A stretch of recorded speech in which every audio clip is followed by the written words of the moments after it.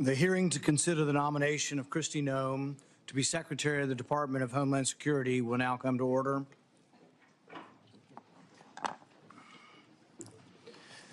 The Department of Homeland Security, with 260,000 employees and nearly 20 distinct components, epitomizes in many ways unchecked power.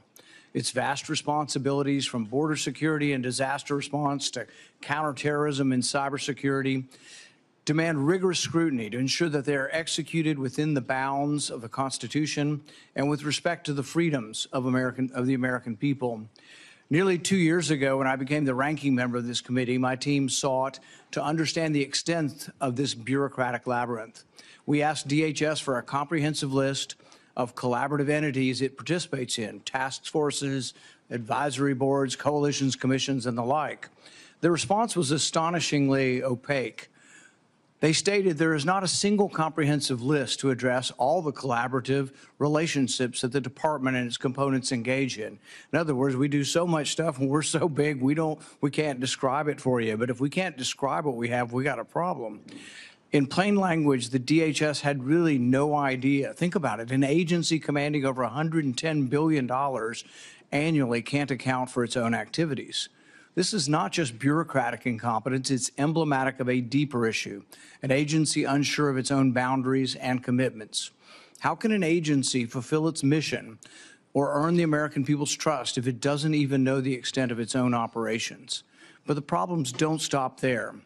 Instead of focusing on critical threats, like securing the southwest border, DHS has shifted its gaze inward, targeting law-abiding Americans.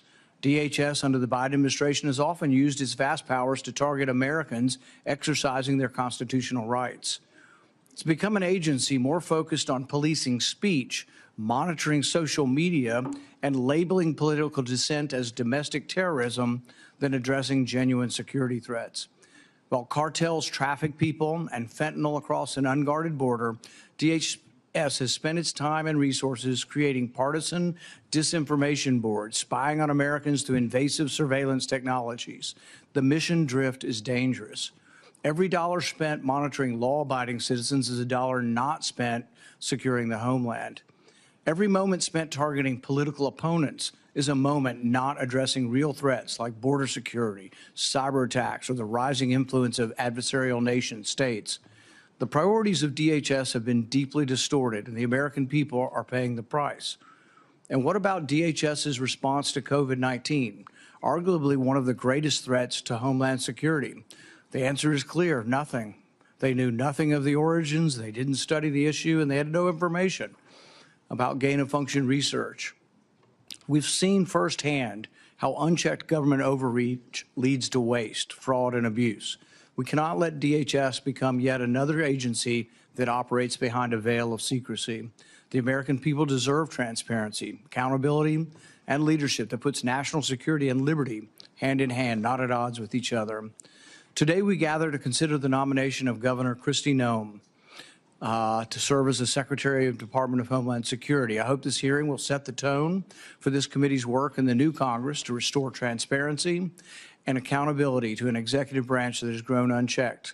Governor Noem, if confirmed, you will lead an agency that has lost its way. Your record as governor of South Dakota and a former member of Congress demonstrates your willingness to make difficult decisions in the face of significant political pressure and to put the interest of the American people first. You have the opportunity today to address how your background and vision will translate to leading one of the most critical and scrutinized departments in the federal government. This is the first of many consequential moments for this committee as we renew our commitment to the constitutional oversight role that Congress must assert. I have no doubt that the nominee will consider in the coming weeks and months that you will be up for the challenge. Governor Noem, thank you for your willingness to serve, and I yield to the ranking member for his opening remarks. Thank you, Chairman Paul. Governor Noem, it's great to see you here today, and I want to first thank you for making yourself available not only to the entire committee, but the discussions that we had in my office, going perhaps a little more in depth in the issues than is possible in a hearing like this, and having that open and frank conversation is something that I appreciate.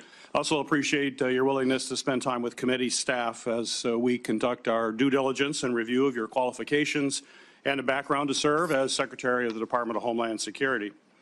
As our third largest federal agency with more than 240,000 employees and an operating budget of more than $100 billion, the Department of Homeland Security requires strong, stable, and principled leadership. Our nation faces serious threats and security challenges, from securing our borders and combating terrorism to preventing cyber attacks and responding to our nation's increasing number of natural disasters. And DHS is the first line of defense in all of those areas. I appreciated the conversations we had at today's hearing, where we discussed the importance of ensuring that our nation's borders are safe and secure. And while we must address the significant challenges we face on the southern border, we also need to ensure that there are sufficient resources to secure our northern border, something I know you're very familiar with as the governor of your state, including building out our Northern Border Mission Center. This is especially important in my home state of Michigan, which has two of the nation's busiest border crossings, and we're going to be adding another span shortly, the Gordie Howe International Bridge, which will open later this year. To facilitate the lawful trade and travel at those ports of entry that are absolutely critical to our economy, I've worked on legislation to hire additional U.S. Customs and Border Protection officers to meet increased staffing demands. We must secure our borders, but we also know it is well time past to streamline our immigration and our asylum process as well. In addition to border security, DHS is responsible for addressing many threats that face our nation. Just a few weeks ago, unfortunately, Americans were shocked to see two horrific incidents in New Orleans and Las Vegas, a deadly reminder that terrorism and radicalization remain very real and ongoing threats to our homeland. In my role on this committee, I've made combating foreign and domestic terrorism, as well as extremism, a top priority. In this complex environment, it is essential that DHS continue to focus on all terrorism threats, track and report data to Congress and to the American people, and coordinate between all components to ensure the department is effectively addressing all types of terrorist threats. We've also seen the persistent cyber attacks are still a very serious threat, in fact, an increasing threat. A recent attack from Chinese-based hackers infiltrated the Treasury Department, on top of ongoing Salt Typhoon hack that comprised numerous U.S. telecommunications companies. There's no question that DHS must continue to lead the way in protecting our networks from foreign adversaries, cyber criminals, and so-called hacktivists to prevent cyber attacks from becoming increasingly devastating to our security as well as to our economy. And finally, the Department of Federal Emergency Management Agency must continue to work hard to address the increasing number of natural disasters affecting our communities as a result of climate change. From violent storms like hurricanes that brought destruction to states across the South, to the devastating wildfires in California, and countless other severe storms and flooding events all across our country. We need leadership at the department that will ensure our nation effectively responds to communities when disaster strikes them.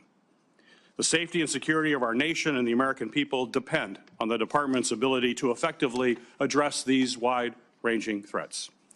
So, Governor Noem, thank you again for your willingness to serve in this incredibly important position, and thank you for being here today. I look forward to having a comprehensive discussion about how you intend to lead this critical department through a series of national security challenges, if indeed you are confirmed.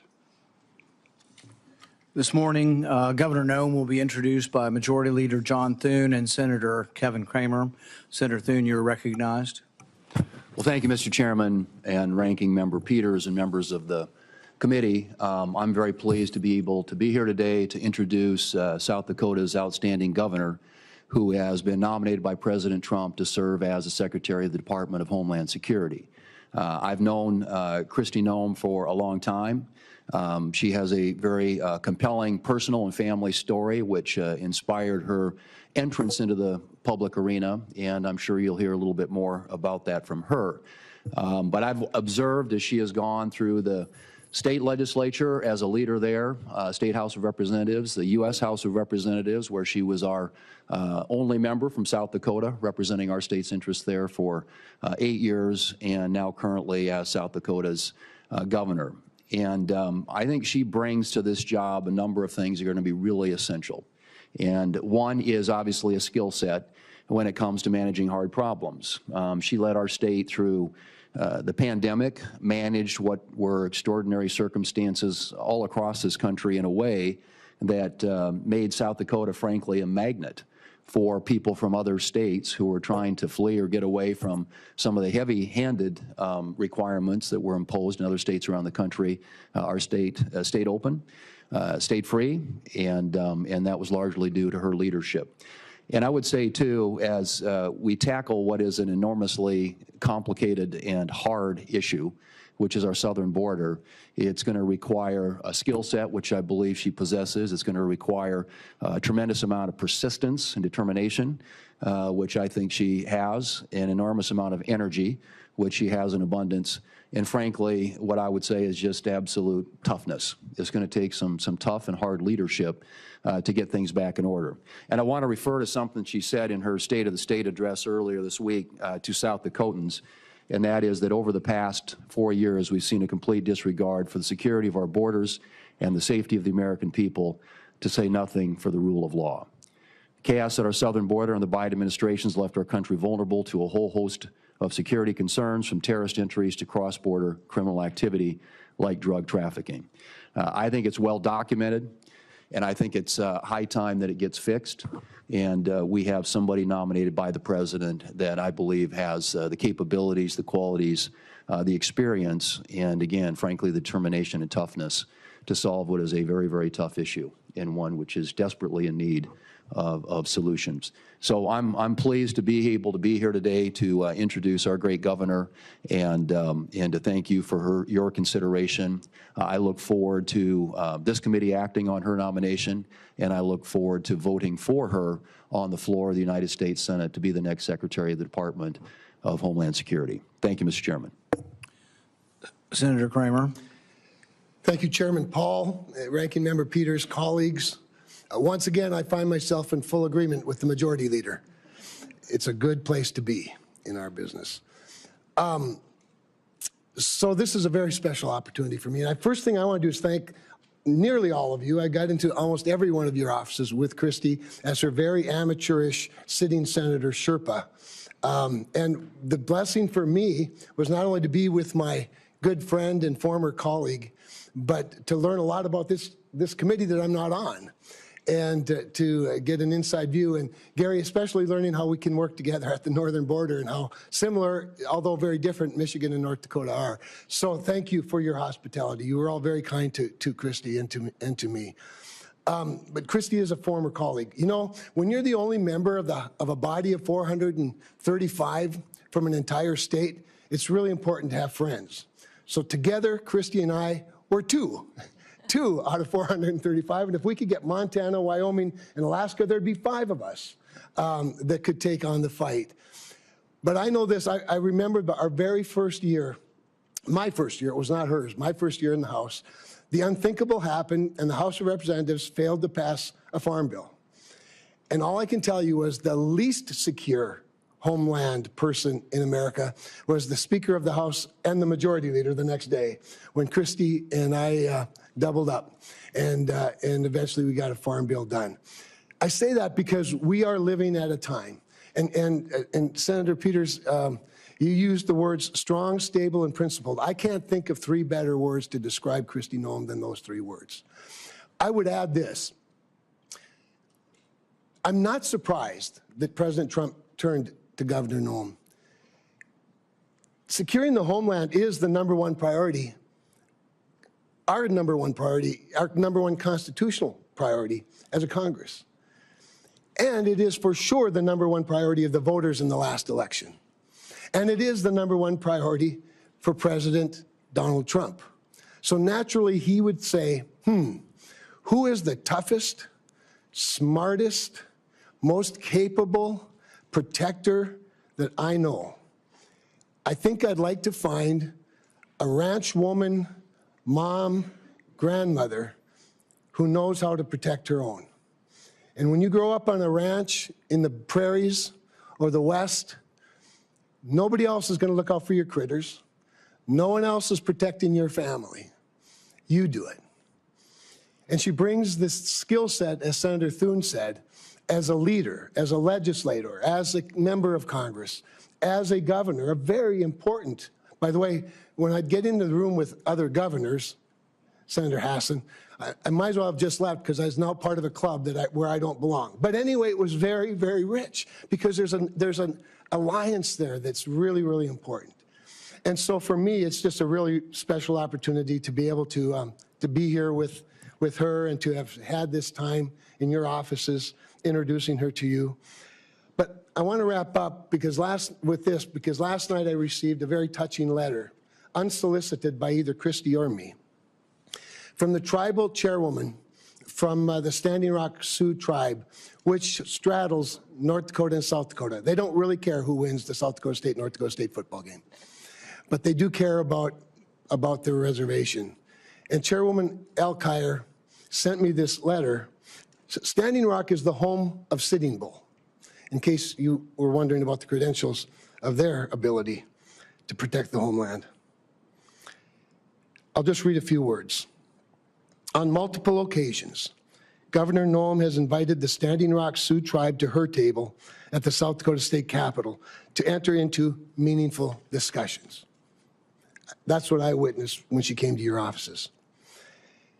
And Janet writes, it is of great excitement and enthusiasm that our North Dakota Governor Doug Burgum will be at the helm of the Department of Interior, and my hopes remain high that you will feel the same about Governor Kristi Noem at the helm of the Department of Homeland Security. These two governors understand the needs in Indian country and what words like tribal sovereignty, jurisdiction, and consultation mean to the indigenous people. Speaks volumes to her leadership and to her character. It's my honor to support her and turn it over to her. Thank you for those great introductions. The committee has also received several statements in support of Governor Noem's nomination, including a letter from 22 fellow governors, the International Association of Firefighters, and 6 other organizations. Without objection, these letters of support will be made part of the hearing record. And I know our senators are going to have to go, but thank you for coming and doing those introductions. It's the practice of this committee to swear in witnesses. Governor Noem, please stand and raise your right hand. Do you swear that the testimony you will give before this committee will be the truth, the whole truth, and nothing but the truth, so help you God? Governor Noem, you are now recognized for your opening statement. Well, thank you, and good morning, Chairman Paul, Ranking Member Peters, and the distinguished members of this committee. I'm honored to appear before all of you today as the nominee for the Secretary of Homeland Security. I want to thank President-elect Donald J. Trump for his confidence in my leadership, and the people of South Dakota for their fantastic support throughout my time in public service. I would also like to express my sincere gratitude to Senator Kramer. He has been an invaluable resource to me throughout this process and given me much wisdom as well as insight into the thoughts and the procedures of the Senate and this body. And I'd also like to express my gratitude to Senator Thune, the majority leader of this esteemed body. He's been an advisor to me for many years as well as a friend, and I'm so grateful for the generous support of these two men and their willingness to be here this morning to speak on my behalf and to introduce me to this committee. Now, I'm a wife and a mother and a grandmother, a farmer, rancher, business person. I've served in our state legislature, in Congress for 8 years, and also a governor. I've spent my entire life in rural America. I understand what it means to work hard every single day and to build a better future for your kids and for all of our communities. I come before you today with a deep sense of responsibility and a humility as the nominee to lead the Department of Homeland Security, and also a commitment to the more than 330 Americans who we will work together to help serve and to keep safe and secure in their homes and in their communities. Now, before I proceed, I want to introduce to you my husband, Brian, who's here with me today. He is my constant 24/7 reminder of our dedication to public service and that it's not a solo effort or done alone.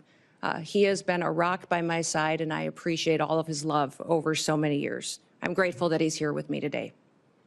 Now, securing our homeland is a serious, sacred trust that must be relentlessly pursued and can never be taken for granted. Being safe within our borders here in America is critical, and yet Americans feel less safe than they have felt in decades. For the first time in 30 years, more than 40% of Americans are afraid to walk alone at night within a mile of their homes. President-elect Trump is going to change that. I've seen firsthand the challenges and the opportunities facing our great nation. In the 20 years since the Department of Homeland Security was formed, the nature of the threats to our homeland has grown and they've evolved. This department was created in response to the failures of the government that led to the September 11th, 2001 terrorist attacks. And that reality is not lost on me, especially in the wake of the recent terrorist attacks over New Year's. Now, I've led South Dakota for the last 6 years with a focus every day on making our state safer, stronger, and freer. I've focused every day on making the best decisions, not just for right now, but for generations to come. I've overseen a state budget of over $7 billion and a state employee workforce of more than 13,000, including more than 7,000 that report directly to the governor. I've addressed important issues like cybersecurity, human trafficking, drug interdiction, and also natural disasters, the same challenges that are facing so many of you and the people that you represent back home. I've secured our state and supported the rule of law. And if confirmed as the 8th Secretary, that is the same approach that I will take to leading the Department of Homeland Security. As we face the evolving threats of the 21st century, the mission and the success of DHS is more critical than ever. We must be vigilant and proactive and innovative to protect the homeland. The challenges in front of us are extremely significant, and we must secure our borders against illegal trafficking and immigration. We must safeguard our critical infrastructure to make sure that we're protected against cyber attacks, respond to natural disasters, and also terrorism. I firmly believe that we can meet those challenges head-on with resolve. Innovation, we can use collaboration with federal and with state partners. And, Senators, I want your input. Border security must remain a top priority.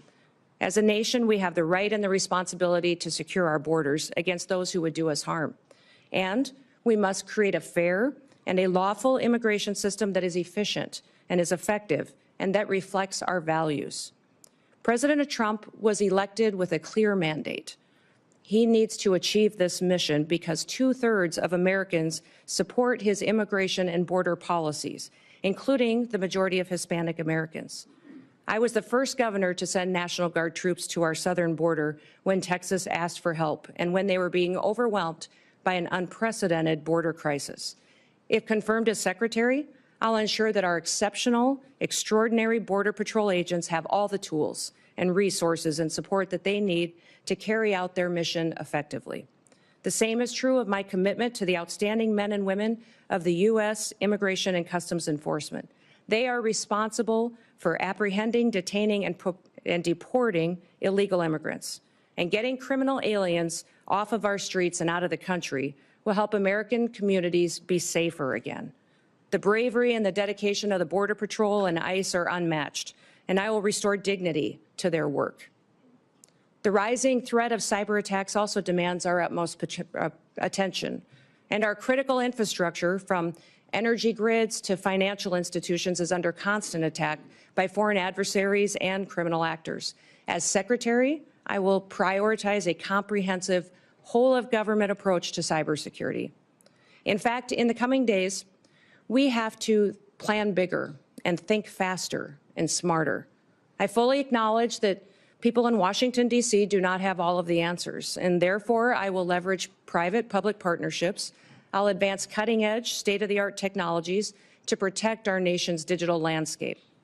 And I will have a proven track record of doing this in South Dakota to back me up. I've helped make Dakota State University a global leader in cybersecurity education because we recognize the need to address this emerging threat. And I will take a proactive approach if given the opportunity to serve as Secretary. Now, President-elect Trump has been a tremendous friend to law enforcement over the years, and I will do the same in my role as Secretary. As Governor, I've worked closely with law enforcement to make South Dakota safer. I've overseen hundreds of state troopers in the South Dakota Highway Patrol, and on several occasions, I've convened groups of law enforcement from across our state to address policies that will make our people safer. In fact, while some in this country were attacking law enforcement and defunding them, we took the opposite approach in South Dakota. We recruited law enforcement officers to move to South Dakota, a state that respects their service and their sacrifice. And we revamped our law enforcement training to provide the first ever state-led, tribal-focused law enforcement training academy. I'm very proud of the work that we've done in cooperation with our tribes to help make their communities more safe. And we must remain vigilant against terrorism and against others who wish to do us harm to our country and to our great people. I'll ensure that our intelligence and our law enforcement agencies are working together hand in hand, that they're fully equipped to detect, prevent, and respond to threats from radical ideologies and foreign adversaries. This requires resources, coordination, and collaboration across all levels of government. And once again, I will seek your wisdom and I will seek your input into the months ahead. For the sake of the people that we both represent, we have to get this right. Now, I recognize that Homeland Security isn't just about prevention, but it's also about resilience. When disasters strike, as we know they will, the Department of Homeland Security must be ready to respond swiftly, efficiently, and effectively to protect the lives and the property of Americans. As governor, I've worked with FEMA in response to a dozen natural disasters in South Dakota. These have included historic floods, tornadoes, blizzards, wildfires, a derecho, and even a global pandemic. As Secretary, I will enhance our emergency preparedness and strengthen FEMA's capabilities. And we will ensure that no community is left behind and that life-saving services like electricity and water are quickly restored. As Secretary, I will oversee the Secret Service, an agency that is in serious need of reforms. We all saw the threats to President-elect Trump last year and the consequences of failure. Now, that should never happen again. And I've worked closely with my own gubernatorial protective detail, and I'm familiar with what works and what doesn't work. And I'll bring that experience towards strengthening the Secret Service once again. I'm committed to working with this committee, with Congress, and with the dedicated men and women of the Department of Homeland Security to fulfill our mission. And together, we can ensure that the United States remains a beacon of freedom, safety, and security for generations to come. So thank you for the opportunity and the honor to appear before you today. Thank you for the meetings and the time that you took in your office to discuss the department and what we can do in the future to make the American homeland much more secure. I look forward to your questions, and I hope to earn your trust and hopefully also your vote as we embark on this critical work together. With that, Mr. Chairman, I yield back. Thank you, Governor Noem. We will now proceed to questions. Each member will have 7 minutes. We will have a vote that will start at 10 a.m., but we're going to continue the hearing and keep people in line as you come and go to vote. We'll keep the hearing moving. I want to be clear from the outset that we will not tolerate any disruptions. The Capitol Police have been asked to escort anyone immediately from the room if they disrupt the hearing. This is a standard question, Governor Noem, that we ask of all nominees. Governor Noem, do you agree without reservation to comply with any request or summons to appear and testify before any duly constituted committee of Congress if you are confirmed? Yes, Mr. Chairman. I'm going to reserve the rest of my time for my questions and go to Senator Peters. Thank you, Mr. Chairman. Governor Noem, the DHS Secretary has many competing priorities, as you well know, and you outlined certainly in your opening comments, from our borders to wildfires to cyber attacks. But as you and I discussed at length, and I appreciate you bringing it up in your opening comments as well, we do have a northern border in addition to a southern border. That's absolutely essential that the DHS has the resources necessary at the northern border to carry out its mission, both between ports of entry and all along the border. In fact, we've seen an increase in unauthorized crossings in recent years at the northern border. So my question for you is, if confirmed, do you commit to ensuring, along with the southern border, that the northern border is sufficiently staffed to maintain its security and robust trade between the U.S. and its neighbors, including at the Gordie Howe International Bridge in my home state of Michigan, have the resources they need to facilitate trade while keeping Americans safe? Yes, Senator Peters, you and I talked about this in your office and also with Senator Slotkin as well, how important it is to continue to remain focused on our northern border and all borders and ports of entry that the United States has. I think there's been some universal concern from some of the committee members that as we focus on the southern border and what we're seeing as far as the invasion there and the amount of people crossing, that the northern border would lose focus. But that will not happen, and we will ensure that our borders are secure and we're addressing all threats that may come in from any direction. And also with the bridge as well and staffing up on that as well. And I've assured Senator Slotkin as well that our focus is there to make sure that it is staffed appropriately. Very good. And as we discussed, the department is diligently working to stand up the Northern Border Mission Center at Selfridge Air National Guard Base in Michigan, following the authorization and funding that I was able to secure in the last Congress. This center is critical to supporting the department's northern border security missions and addressing evolving threats. So quick question, if confirmed, do you commit to working with me to fully build out the Northern Border Mission Center? Yes, Senator, we will look forward, and I look forward to working with you to ensure that that is a priority and that it's adequately resourced, and working with Congress and senators to make sure that we have what we need to make sure that that mission for that base is fully fulfilled. Great, thank you. On New Year's, we witnessed two incidents that reminded us that terrorism and extremism remain serious threats to all Americans. Both DHS and the FBI have consistently said that the most persistent threat to the homeland is from U.S.-based individuals or small groups radicalized by a variety of ideologies, from white supremacy to ISIS to al-Qaeda. We must certainly continue to focus on people who are radicalized here in the United States with the intent of terrorizing our communities. So my question for you, ma'am, is how do you plan to address this threat of U.S.-based terrorists? Senator, this is a grave concern for our country, as we all agree that the #1 threat to our homeland security is the southern border. In fact, since Joe Biden has been president, we've seen 382 individuals that have come over that border that are on the terrorist watch list. Behind me have the governor of Louisiana with me. And he and his state and people in this country went through a horrific event on New Year's Day, and one that we never want to see repeated again. But this governor behind me is concerned also about an upcoming event, which is the Super Bowl coming shortly, which we need to do all that we can to work together, that he has the reassurance that the federal government, that the Department of Homeland Security is prepared to help him protect that event and to keep people safe while they are there. Those 382 terrorists or known terrorists that have come over our border, we don't know necessarily where they are because of what has been happening under Joe Biden's policies. Now, President Trump obviously won the last election with a clear mandate, and that mandate is for the American people to secure that border. But also, we need to focus on domestic terrorism and homegrown terrorism, which you just referenced in your question. Homegrown terrorism is on the rise. We see more and more incidents of people that are U.S. citizens that have become radicalized, and knowing when people are leaving the country and coming back and changes to their behaviors and what their actions are is critically important. So the resources that the Department of Homeland Security has needs to be utilized as far as identifying those threats and being proactive to prevent them, but also protecting civil rights and liberties in that process, and making sure that the department is on mission to do what it was called to do, why it was created, and what authorities that Congress and the Senate has given them. My hope is that Governor Landry and his staff and his people and the people that attend the Super Bowl know that the Department of Homeland Security is their partner, is on watch to protect them and to keep that event safe. I hope all Americans know that leadership has consequences. I hope that we can get through and get your support for this nomination and get confirmed quickly so that we can address the threats that we currently face and make sure we don't have any repeats of the day that we saw just starting this year on New Year's Day.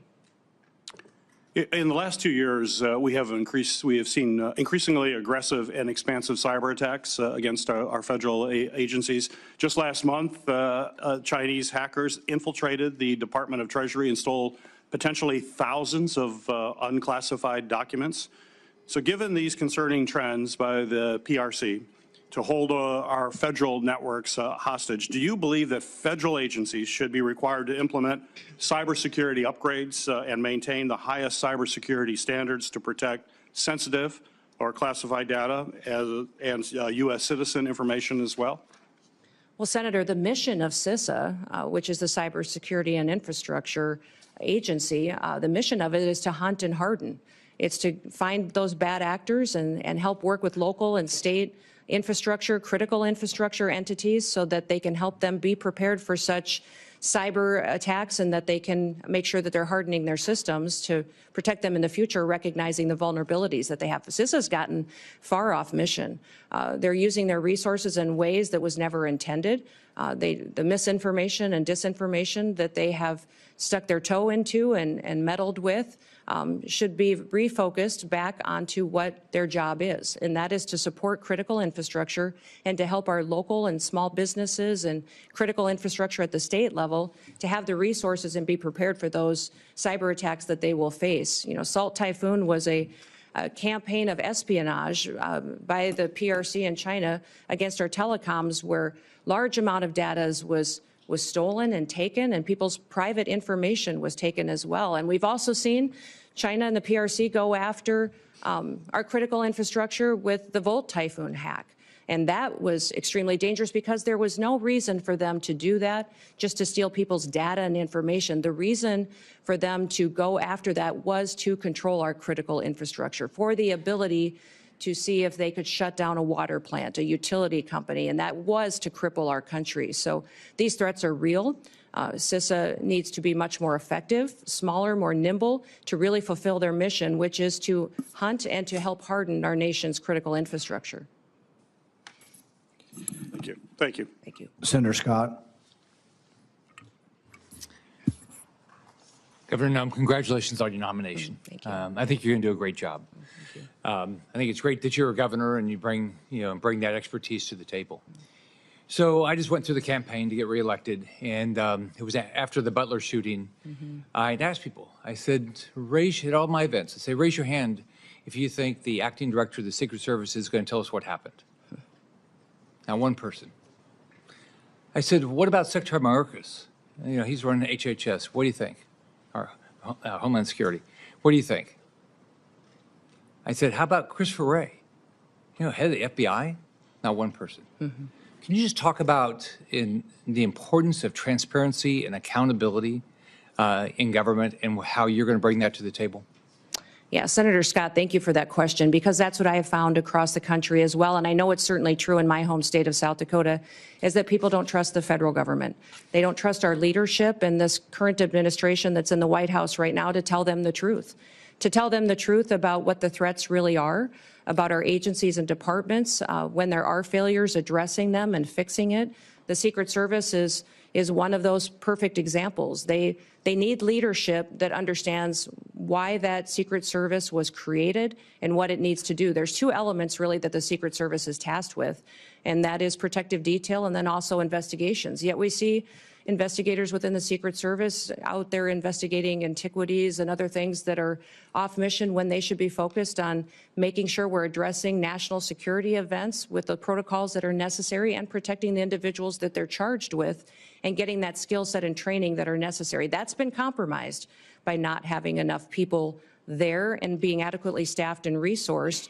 But frankly, the leadership hasn't been honest about talking about it. We saw this with the drones over New Jersey as well, the federal government not answering the questions from the public. And when they finally got a straight answer out of President Trump, they felt reassured that somebody recognized that this was something they were questioning and that they deserved answers. My goal and my mission is to build trust.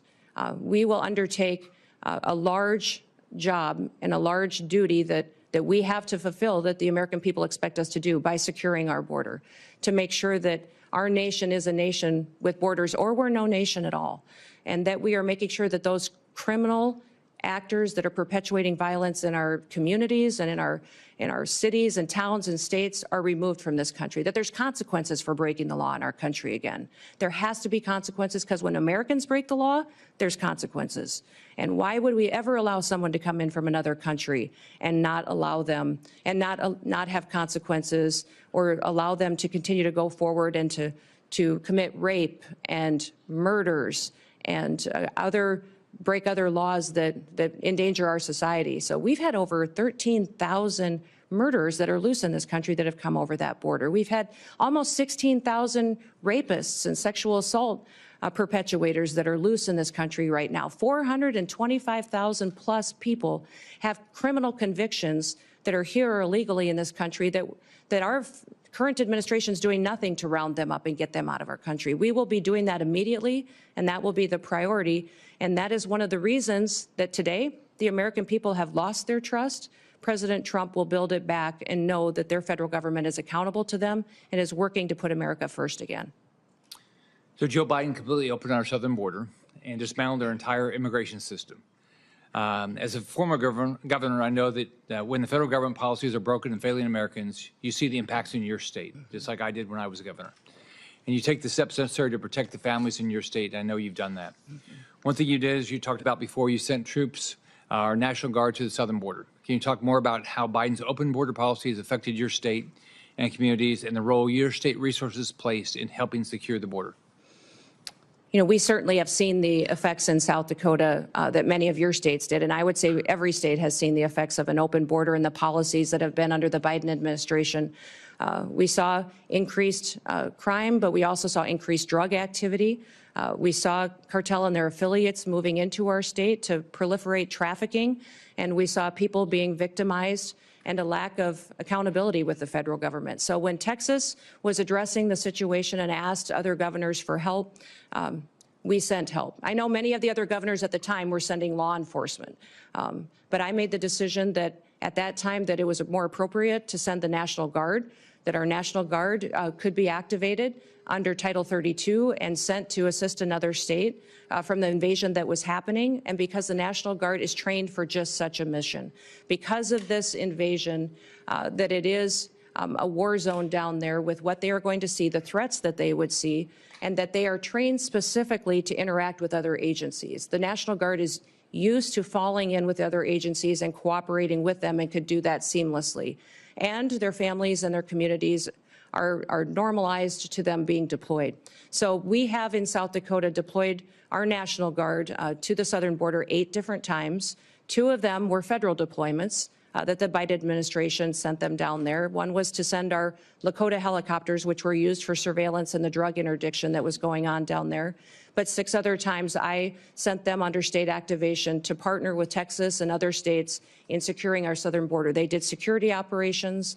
They also did building of the wall and partnered with Texas, recognizing the failures of the federal government. The failures of the federal government are significant, and we've seen our families and communities devastated by those effects, by the drug epidemic, by the trafficking that's going on, the increased crime.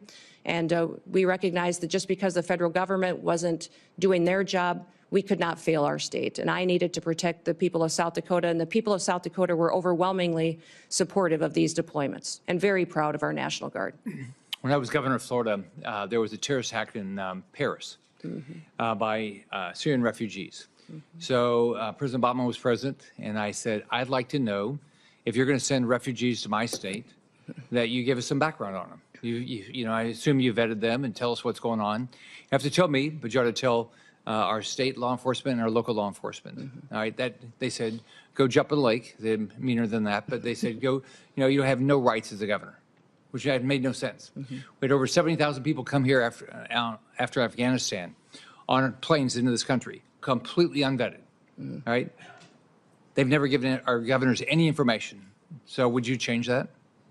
Yes, the communication between states and the federal government has been absolutely broken. And that's what I love about this committee is you do have governors sitting on this committee that have been in that role as a commander-in-chief and have the responsibility for being the CEOs of their state. It's a different perspective than serving. I served in Congress too, and both are extremely important, and they're just different in that responsibility that weighs on your shoulder. I often told folks that that is the thing that most times, if something was going to keep me up at night, it was the responsibility that I had being commander-in-chief, recognizing the decisions that I made. And I'm sure you had this feeling as well, Senator Scott, as governor, that impacted those families, those soldiers, and it impacted their communities when we pulled them out, and the importance of that. And when they were bringing refugees into the country, I as well communicated that to the federal government. They were bringing refugees, and I asked how they were vetted, how we were working with their home countries to find out who they really were, what their intentions were, and why they were coming to the United States, and received no information from this administration, that vetting process was being done, that we knew where they're going. In fact, they kept us in the dark and didn't communicate to us even what states and where those refugees were being placed. So that is something that we need to change. When we have programs that fall under the purview of the Department of Homeland Security, there needs to be communication, especially with the governor, so that we can coordinate to ensure that it's the right thing for that state. Thank you. Senator Hassan. Thank you, Mr. Chair, and welcome, Governor Noem. Really appreciate you being here. Welcome to your family as well. Thank you. And families do share in this kind of public service, and we appreciate them very much. As we discussed at our meeting last month, as a former governor, I appreciate the important responsibilities that governors have to ensure the safety and security of their communities, including by managing public safety and emergency agencies. And I will say that in many ways, I agree with some of the things that Senator Scott just said about improving communication between the Department of Homeland Security and governors around who is being sent to states. It's a critical issue and something that I was frustrated by when I was governor. So I look forward to hearing more today about your priorities, if confirmed, about how your experience as governor would help you run the Department of Homeland Security. Let me just start by following up with a question that Senator Peters had also touched on. We have recently in New Hampshire seen a dramatic increase in unauthorized border crossings at the northern border. And when I was at the northern border recently, law enforcement told me about the need for more personnel and resources. We still don't have cell phone coverage in a lot of the stretch of our northern border. I've worked with Senator Kramer on bipartisan legislation to strengthen our northern border strategy because it's clear more support is needed. So, Governor, if you're confirmed, would you deploy additional full-time personnel and upgrade equipment along the northern border? You know, Senator, I enjoyed our meeting that we had and you identifying the northern border issues that are going on, the lack of security and the lack of technologies that you really need to cover some of the landscapes that are there. Very different than the southern border, some just as equally challenging, but all need to be addressed. So I definitely will be working with you to ensure that our northern border is adequately resourced as well. And we do have to have the resources in order to be successful. Right. That's something I want to work with Congress, with the Senate and the House on, to ensure that the resources are there to meet the challenges that we have. We have not fully utilized the technologies that are available, that are necessary to really secure this country and to compete with those bad actors which wish to infiltrate our country. And having the ability to utilize them will make us much more safe. So I'll work with you most definitely in ensuring the northern border is protected. Well, I appreciate that. And I just note, too, that at the same time, there's real concern in New Hampshire and all along the northern border that we strengthen the border and have the resources we need. We also have a really strong economic relationship with our our friends to the north and a lot of family relationships. So I think it's important that we're smart in the deployment of technology. We don't want to impede that flow of economy and people that's lawful, but we do want to make sure that we have the resources we need. I want to turn to the southern border now. At the southern border, we need significant technological investments to support law enforcement personnel in their efforts to catch fentanyl smugglers, to stop human traffickers, and seize the cash and illegal guns that criminals traffic southward to the cartels. And we talked about this a little bit. There's bipartisan support for these investments, and I've worked with colleagues, including Senators Langford and Cornyn, on legislation around these issues. Governor Noem, could you identify specific technological investments that you would make at the southern border, and are you willing to work with me on increasing southbound inspections if you're confirmed? Yes, certainly, Senator. You've heard President Trump talk about the need to build a wall, and the wall and infrastructure is critically important, but also at our 382 legal ports of entry, we need to have technologies so that flow can happen north and south, and it can happen in a legal manner to ensure that our commerce can continue to operate and that we can continue to make sure that we're also secure. I think de minimis shipments are a concern, and the need to look at those and how traffickers and fentanyl distributors are using that. I think we also need to use scanners, surveillance operations. There's new technologies out there to cooperate with satellites in some area where the topography does not necessarily facilitate having actual infrastructure, and then also the ability to make sure that we're utilizing that technology that allows us to know what is going south that might be fueling some of the violence that ends up coming back north, and ensuring that we're stopping that before it has the chance to supply those cartel and bad actors that would come in. Yeah, I really appreciate that, because the southbound flow, particularly of cash and weapons, fuels the cartels and strengthens them. Absolutely. And it's something that we really have to focus on. I also want to follow up on the issue of cybersecurity. Recently, criminals launched a successful cyber attack on PowerSchool, a cloud-based record management system that contains personal information about tens of millions of kindergartners through high school seniors, including many students and teachers in New Hampshire. This cyber attack on PowerSchool comes as schools and local governments across the country have seen a surge in cyber attacks on their systems. And when a small school of maybe a couple of thousand system, maybe 1,000 students or so has to pay $2 million in ransom, I want you to think about what that does to one of our small communities, right? So Governor Noem, if you're confirmed, how will you empower the Cybersecurity and Infrastructure Security Agency to improve the cybersecurity of state and local governments in the United States? Well, thank you, Senator. If I am confirmed and have the opportunity to serve as secretary of this department, I'll be following the Constitution and the rule of law, and then getting these departments back on mission to why they were created and why they are existing.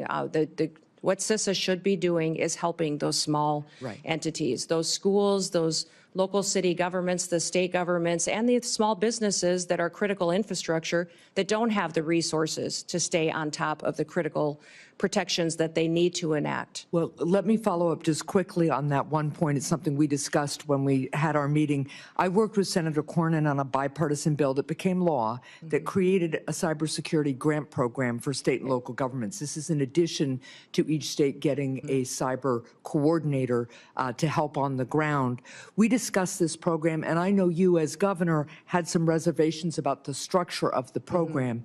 But if confirmed, will you commit to working with Congress to adjust it? I'd love your input about what gave you pause as governor. I think there were only 2 governors who didn't participate in the program. And I hope that as we work on the concerns you have, you'd work with me to adjust and reauthorize the program. Yes.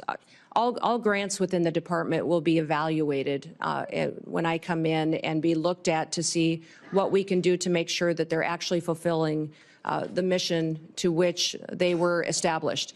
What I would say about the cybersecurity grants in South Dakota, when I came in as governor, one of my main priorities was to bring the next industry into the state. And I determined that that would be technology and cybersecurity. In fact, we have Dakota State University in our state, which is a cybersecurity national leader in training those cyber warriors that we need to protect us and keep us safe. I've since then partnered to grow and double the size of that school. We train a lot of NSA employees in South Dakota. And so understanding cybersecurity and my experience in that, I think, is critically important to the department and bringing it to the table to do this. You talked about why we didn't take that cybersecurity grant in South Dakota, and it's because the requirements of that grant would have caused me to grow my state government. The administration costs of it would have been much more than what it would have been able to facilitate at the local level. And our state was already proactively helping these individuals that needed the resources to secure their systems. Well, I appreciate that. I'm way over time. There were very few requirements purposely in that grant program other than to make sure the money was being spent the way we authorized. But let's continue to talk about that. Thank you. Senator Hawley. Thank you, Mr. Chairman. Governor Noem, welcome. Congratulations on your nomination. I'm delighted to see you here. I do notice the chairman of the Ways and Means Committee is over your shoulder there. I'd have to question your judgment about who your friends are based on that. The great chairman from the state of Missouri. It's fantastic to have you here. You know, the Department of Homeland Security is not particularly old, but you already have what I hope will soon be the distinction of succeeding the worst secretary in the history of the Department of Homeland Security. Alejandro Mayorkas has been an absolute disgrace to that department and frankly to this country. And I'm delighted to see you willing to step up and serve. Let me just ask you something. I repeatedly asked your predecessor when he sat where you're sitting whether the southern border was secure. And he repeatedly told me under oath, it is secure, Senator. And he repeatedly said under oath, our policies are working, Senator, meaning the Biden administration policies that, of course, gave us this devastating open border. So let me just ask you, is the southern border secure as we find it today? Senator, no, the southern border is not secure today, but in just 3 days, we will have a new president in this country, President Donald J. Trump, and he will secure our border. That is refreshing candor. I'm glad to hear it. Let me ask you about a young man from my state. This is Travis Wolf, who's 12 years old when he was killed just over a year ago by an illegal migrant who mowed him down, and I choose my words carefully, mowed him down in a motor vehicle, hit him head on, doing 75 and a 40, killed him. Others were severely injured. Just yesterday, a witness sitting where you are sitting today told this committee that migrant crime is, and I quote, not an actual concern. Not an actual concern. In a hearing before this committee advising us to drop the Lake and Riley Act and not focus on migrant crime. You know, in my state, with the death of people like Travis Wolf and Officer David Lee, who was assaulted and killed in St. Louis, and officers in Kansas City who have been assaulted by illegal migrants, and others who have been carjacked and stabbed, would you agree with me that migrant crime sure as heck is an actual concern and that you intend to do something about it? Yes, Senator, absolutely. And I am so sorry about Travis and my prayers go out to his family. I can't even imagine what that is like. And thank you for telling his story, because there's so many families in this country that have that same story. And they don't understand why the federal government is allowing people to come into this country illegally and then perpetuate crimes against their people and then give them resources and shelter and food and debit cards to go take care of their families when they go to work every single day to make sure that they're providing for their families and are held accountable to when they break our laws. So, let me ask you this. Will you work with President Trump to reinstate the Remain in Mexico program that the president had in place in his first term, which does so much to ensure that those who would seek to abuse our asylum system are not allowed into the country, and those who have legitimate asylum claims, their claims are processed in due order and in due course, but they wait in Mexico until those claims are fully processed. Will you work to reinstate that program? yes, Senator, the president and I have talked extensively about this and will 100% partner with him to reinstate the Remain in Mexico policy and make sure that it's in place. Fantastic. I think Travis might be alive today if that policy had been in place. Let me ask you about CBP One, the phone app that I've called Concierge Service for Illegal Immigrants. I'm sure you're familiar with it. This was the Biden administration's effort to allow asylum seekers to apply ahead of time using their phones, but not actually to provide any evidence that they needed asylum. There was a newspaper report, a press report that said the only problem with the app is it never asks users, are you seeking asylum? They don't ask for any asylum evidence. They simply release these so-called asylum seekers who use the app into the country on parole. Sometimes they're never given a hearing. The Inspector General actually did a report, a full investigation report on CBP One, and found that frequently users of this app were claiming the same addresses in the United States as their intended destination, even though they didn't know each other, they weren't family connections. In other words, it has been completely abused.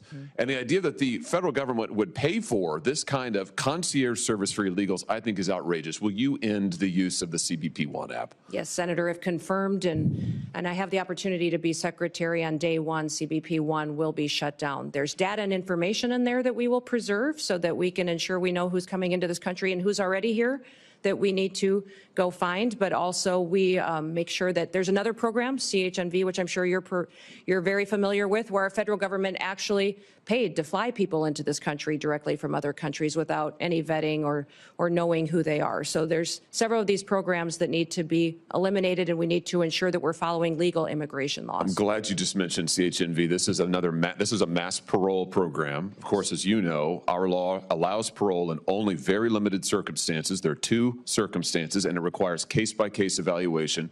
The present administration, soon to be gone, has granted mass parole in direct defiance of the law, not case-by-case evaluation. The CHNV program is one of those instances. Will you put a stop to this abuse of our parole law and our asylum system? Yes, we will go back to case-by-case evaluation of these parole cases and ensure that we have more resources if you will partner with us to make sure that our legal immigration system is fully utilized, that we have more judges, more immigration courts so that we can process people legally and make sure that they are going through that process rather than, like Joe Biden has done, use this as an excuse to allow people to come into our country with no consequences. Let me ask you about another low light, not a highlight, but a low light of this last administration and DHS.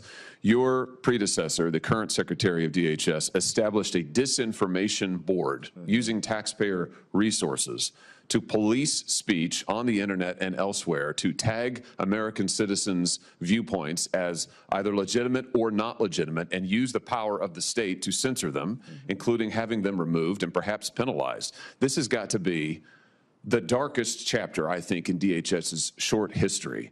He eventually withdrew the board under intense criticism, but has never fully repudiated it and never promised not to do it again. Will you pledge to us here today that under your leadership, there will never be a disinformation board or anything like it at DHS, and you will be a champion for the free speech and First Amendment rights of all Americans? Yes, Senator, there will not be a board such as that under my leadership at the Department of Homeland Security. Fantastic. Absolutely. Let me ask you in my remaining seconds, just one more thing about the Secret Service. You've mentioned this, and I'm so glad that you did. This committee, and it has been bipartisan, this committee has done bipartisan work on the attempted assassinations, or the assassination attempts, I should perhaps say, of the former president, soon to be the future president, soon to be the president, President Trump.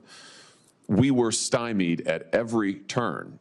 And I should use the present tense. We are currently being stymied at every turn by the current Secret Service leadership and, frankly, by the leadership of DHS, who have refused to turn over documents, who refused to make people available for interviews. We finally had to pass my own law in this committee, which we unanimously adopted, a law, a statute, mind you, which would require DHS and Secret Service to turn over relevant information to us about the assassination attempts. It's unbelievable.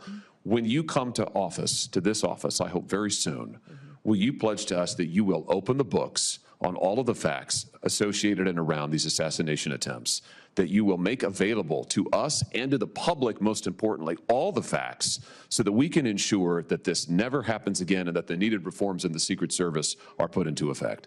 Yeah, Senator, if I am the Secretary of Homeland Security, I will certainly work with you to build transparency and make sure the facts are shared with you and your committee. I know that you've been very frustrated by the lack of transparency from the department, and I want to thank those of you that have worked on that report that was put together on these assassination attempts. I know it was a bipartisan report and investigation that this committee conducted, and I appreciate you focusing on that, and I will work with you to get the information so that you have the truth of really what happened there and the failures so they can be fixed. Thank you. That's a great place to end. And a high note, as I see my friend Senator Blumenthal, who did fantastic work on this effort, and it will be an incredible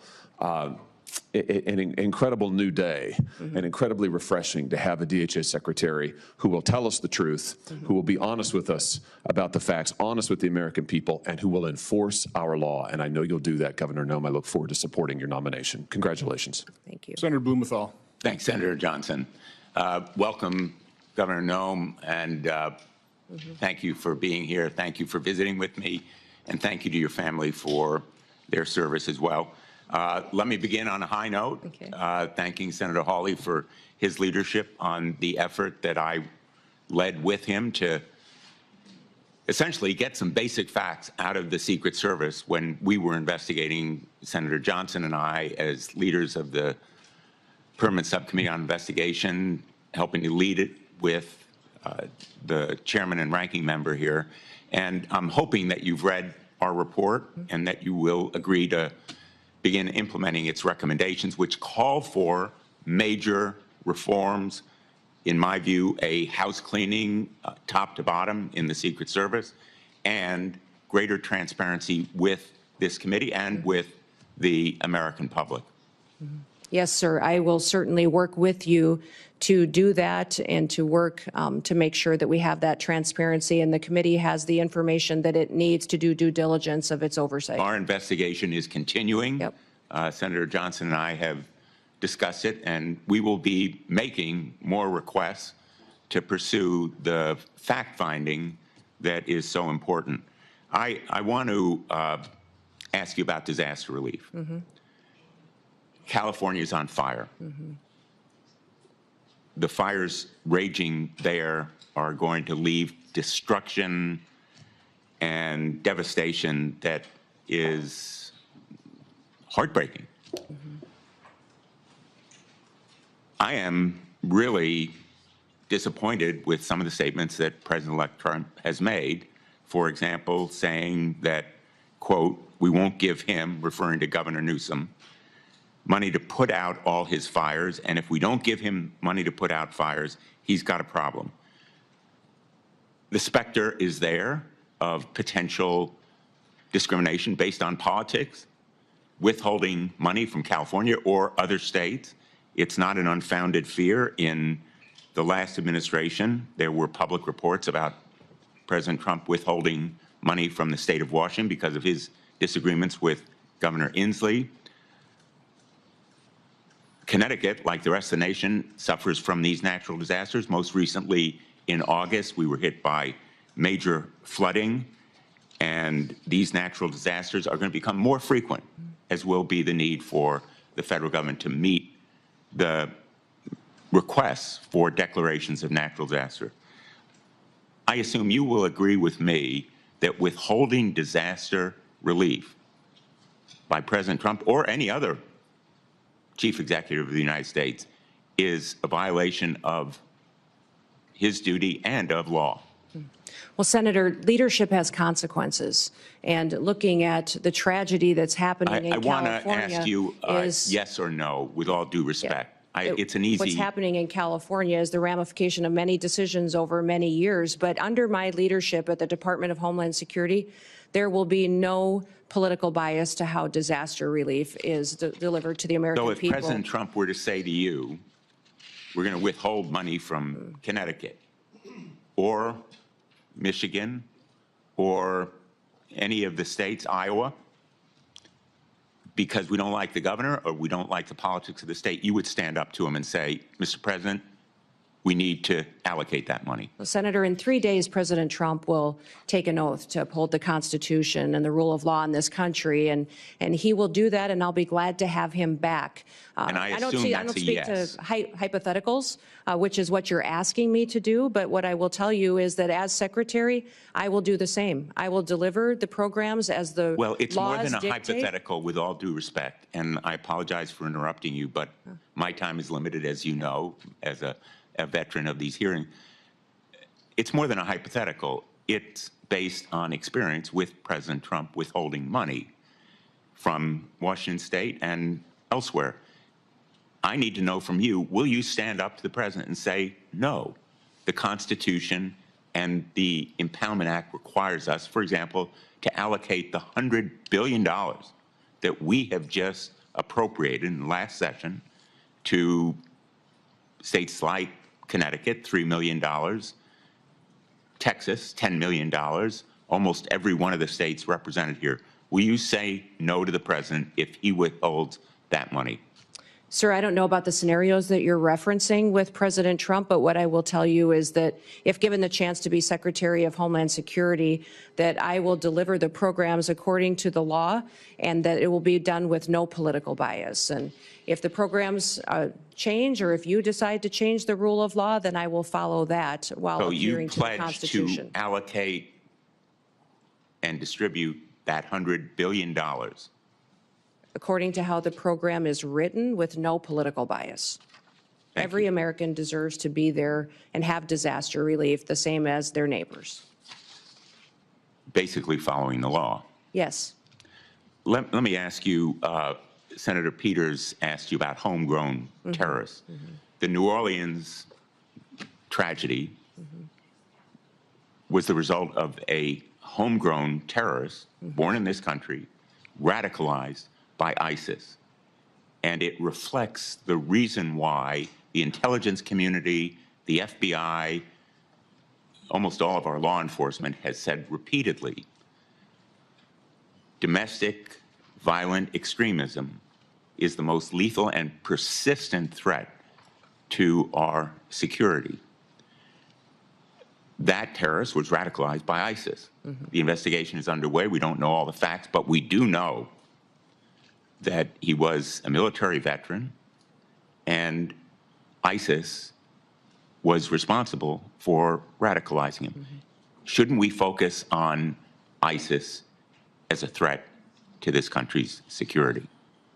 Senator, certainly we should be focused on all threats to this nation's security. That's the mission of the Department of Homeland Security, and homegrown terrorism is growing. We have more and more incidences. The tragedy we saw and the terrorist attack in New Orleans. What will you do to combat it? What will you do to stop ISIS and other extremist organizations from radicalizing people in this country? Well, certainly, Senator, I'll continue to work with the administration and our partners and the Department of Defense, the intelligence agencies, also within Secretary of State and the other branches and cabinet officials to make sure we're bringing all resources to bear to identify and to stop these types of terrorist activities. What I would say is the cybersecurity and intelligence elements that we have within the Department of Homeland Security have been incredibly siloed. They have not communicated with other intelligence agencies like they should and partnered. INA has some interaction, but not enough. And we also need to have CISA have interaction with the FBI, CIA to make sure they're working together to stop these types of threats and identify when they're growing among our citizens and how they become radicalized. This area of questioning, I think, is supremely important. I know there's a lot of focus on the border. We all want more border security. We want to stop migrant crime, but let's not take our eye off the ball. The governor of Louisiana for the Super Bowl ought to be really riveted on the potential for homegrown terrorism as a threat. And I hope that you will help him and other governors to do their duty to protect the people of the United States from that homegrown terrorist threat. Thank you. I look forward to working Senator with you. Ernst. Thank you, Senator Johnson. Governor Noem, thank you so much for being here today. And I want to thank you for your continuing service, the service that you had as a member of Congress, the service that you have displayed as a governor of the great state of South Dakota, our neighbor to the northwest, and for being willing to step up and take on this immense responsibility. So thank you so very much. We had such a good discussion when you came to my office in the last several weeks, and we talked about the importance of securing our border and fixing our broken immigration system. And I'd like to start today by sharing a story about one of my constituents from Council Bluffs, Iowa. And what we have seen through this broken border is tragedy that strikes so many families across the United States.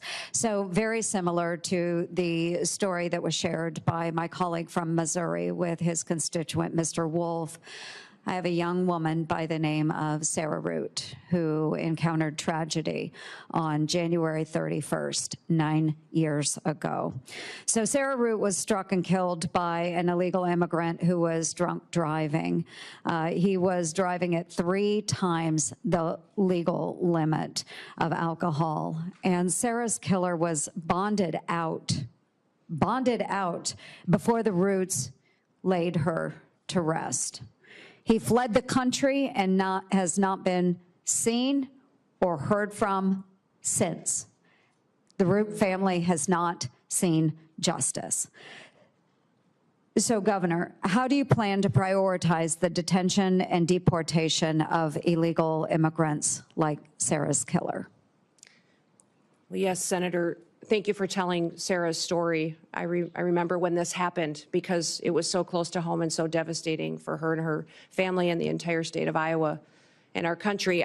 President Trump is focused on making sure that these types of situations don't happen again, that we don't continue to lose our children and our family members to illegal immigrants that come in and perpetuate crime and with no accountability, and then are released with no consequences. So the number one priority of the president is to secure the border and to deport these criminal actors immediately and as soon as possible. They will be the number one priority to make our communities safer and so that we don't have this kind of situation going forward. In fact, people, I think when they first heard my name being mentioned and nominated for the Department of Homeland Security, maybe thought it was a little bit of a surprise.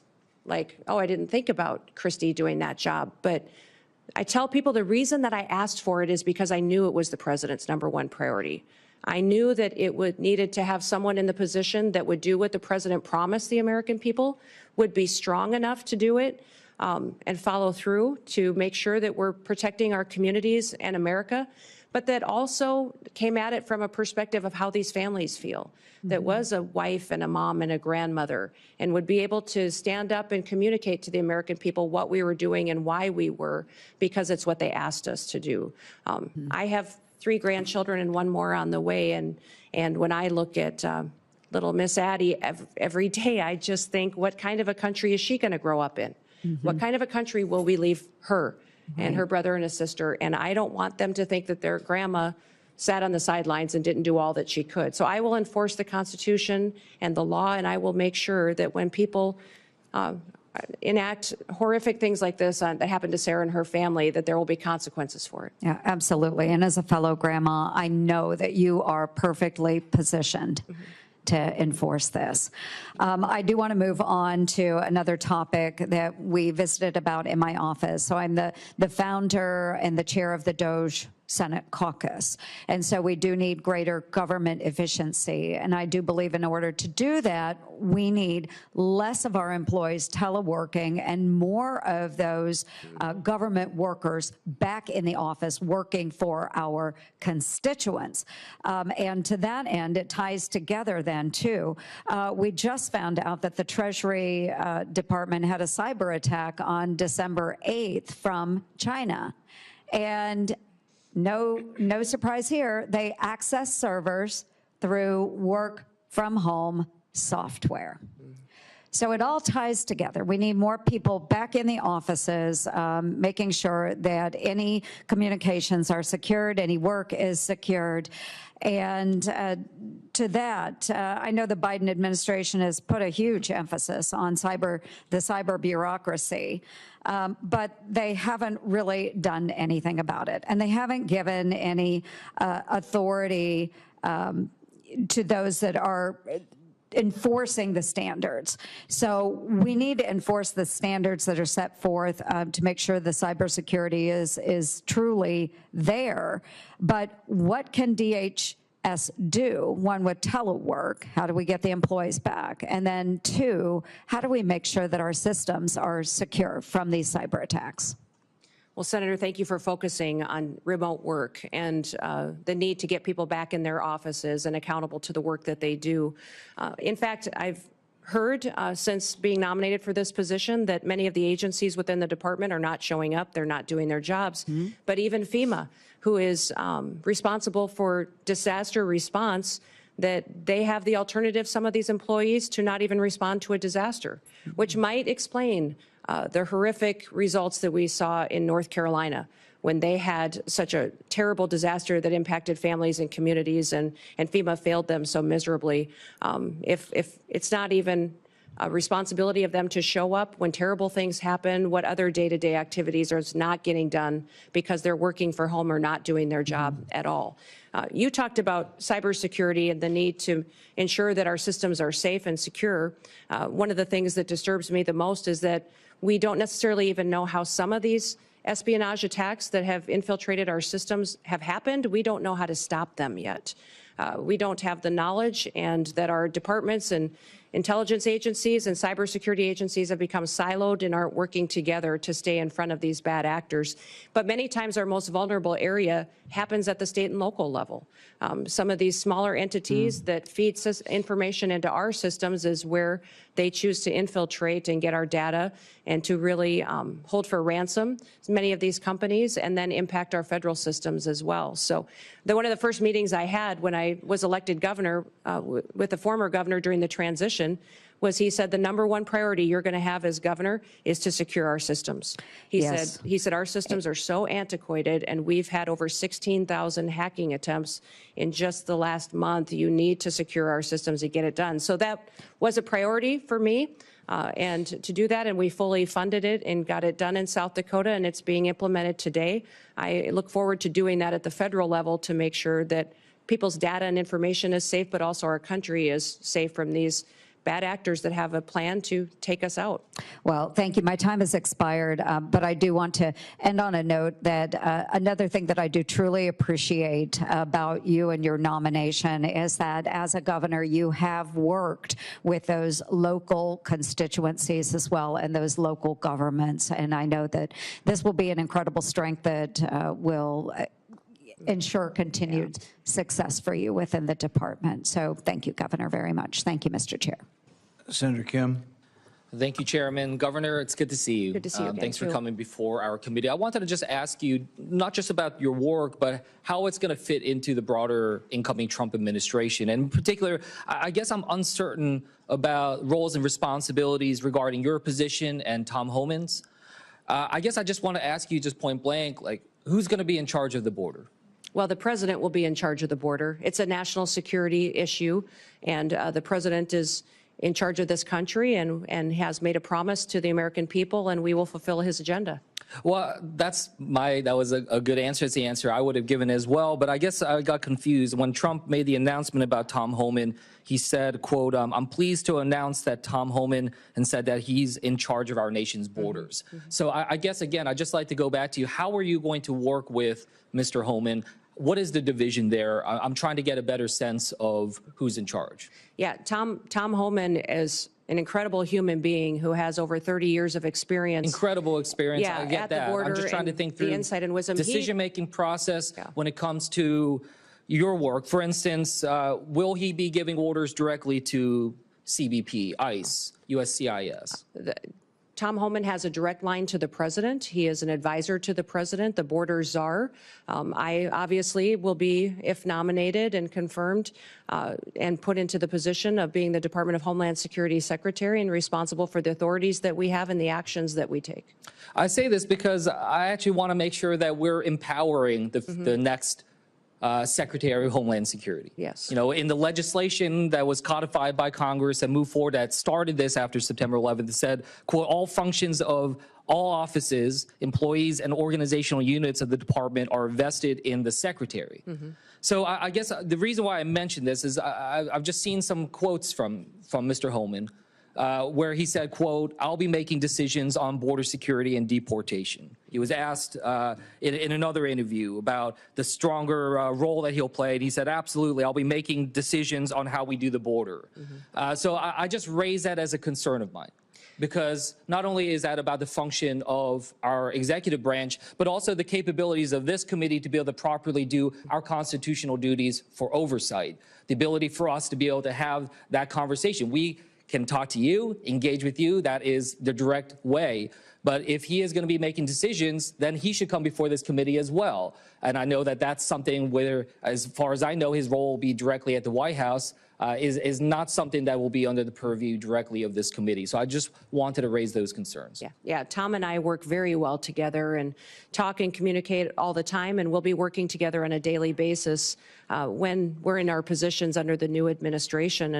And I would say there's no authorities being planned to be taken away from the department or myself if I'm in the role, and But we'll it sends continue some to mixed oversee signals. CBP. You can understand how people in my home state, maybe around the country, when they hear Mr. Homan saying, I'm making the decisions, when they hear President-elect Trump say he's in charge of our border. So, I urge, that we're going to try to do our best to try to make sure we're empowering the department, empowering the next secretary, because that's where our laws are invested in our decision making. Yeah. Well, thank you, Senator, and we'll make sure you have all the information that you need. And Tom working directly with the president and I working directly with the president hope to help you get all that you need to reassured that the authorities will stay the same as they currently are, but we will continue to work to secure that border and make sure that we're working together in that way. I want to just switch gears about you raised the concerns about terrorism, especially foreign terrorist groups. I guess I just want to ask you, what are the major foreign terrorist groups that are, well, first of all, what are the major foreign terrorist groups that are out there that we're tracking? Which are the ones that are concerns to us in terms of potentially trying to inspire or coordinate an attack upon us? And if you can just give me a sense of what their current capabilities are to try to enact that. Well, I think we face a lot of threats, Senator, and since I'm not in the role today, I shouldn't get into specifics with you, but I think you can at least get into specifics about what organizations that are out there. Yes, so I just wanted to get a sense of your knowledge of the organizations. All the traditional terrorist organizations that have always threatened the United States, but I would also say, Hamas, ISIS, continuing down that path of those terrorist organizations, but we'll continue to also focus, though, not just on those, but also the cartels, their partnership with the Chinese, and what they are doing. Listen, I've told people for years, for over 30 years, I've worked on national policy, on food policy, on agriculture policy, and I've seen the Chinese agenda to infiltrate our country, control our food supply chain, but also their manipulation of their currency and stealing our IP. And now I believe that this fentanyl crisis that they have flooded our country with is geared, and the purpose of it is to kill our next generation of Americans. No, I don't discount the importance of those. So when you focus on one or two groups, I think it takes your eye off the ball as to where all the threats could come from. We just spent a significant amount of time talking about homegrown terrorism as well. And I'm glad we're having that conversation. But the reason why I mentioned it, I was not trying to quiz you or anything of that nature. It's just that, when the Department of Homeland Security, when their threat assessment for 2025 lists 3 organizations, lists Al-Qaeda, lists ISIS, in particular ISIS Khorasan, and the IRGC and the threat from Iran. I just want to make sure that I get it. You're talking about the importance of the border. We all understand that. We want to work with the incoming administration to try to have an orderly process with that. But I just want to make sure that in particular DHS, the primary mission, if we look at the founding legislation, the primary mission, the very first mission is prevent terrorist attacks within the United States and do everything we can to minimize that type of threat. So, yes, I do think it's important for us to focus in on 1, 2, or 3, or just wherever these terrorist groups are at. Yes, I know that part of that effort to try to minimize terrorist attacks is through the work that we try to do to secure our borders, all of them, air, sea, and land. But the primary mission still is about preventing terrorism, not just the border security. That's a tool to be able to accomplish that.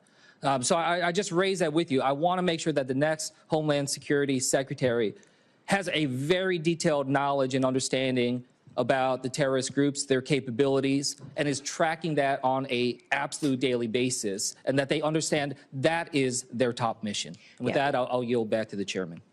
Senator Johnson. Governor Noem, welcome, and thank you for your willingness to serve. You'll be taking over a massive federal government agency, 240,000 employees. It's probably too massive. I think had I been there back then, I don't think I would have assembled these 22 different agencies in this massive department, but that's what we've got. It's a department that the previous administration, I think, has completely misused.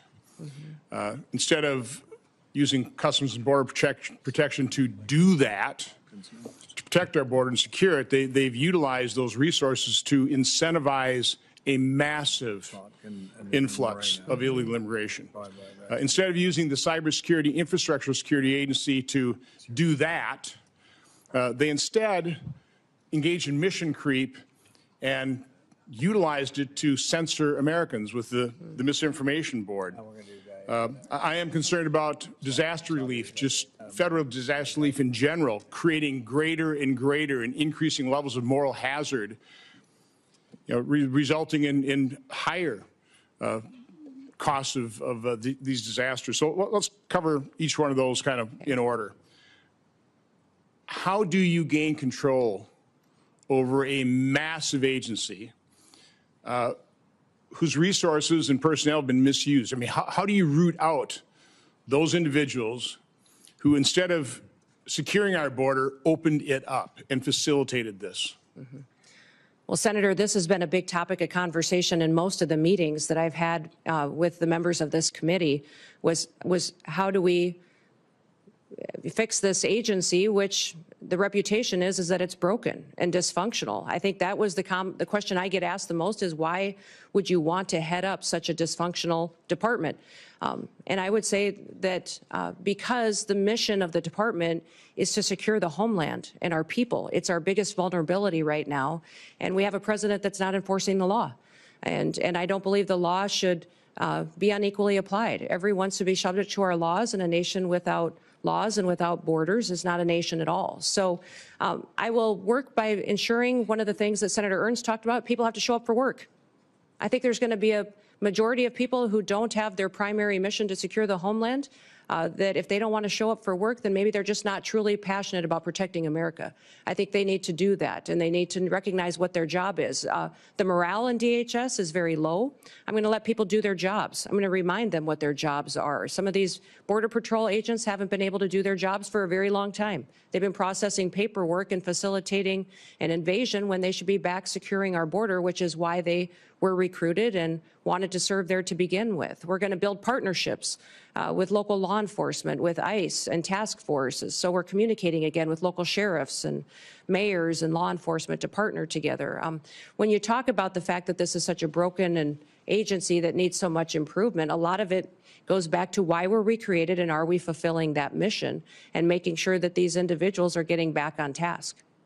So under my chairmanship and under the Trump administration, we did rename a part of DHS, the Cybersecurity Information Security Agency. I in no way, shape, or form ever contemplated that the sub-agency within DHS that was really focused on securing us against the cyber threats and other threats to our infrastructure would ever be used to violate the Constitution the way it was used to violate the Constitution under the Biden administration. This administration has been completely opaque.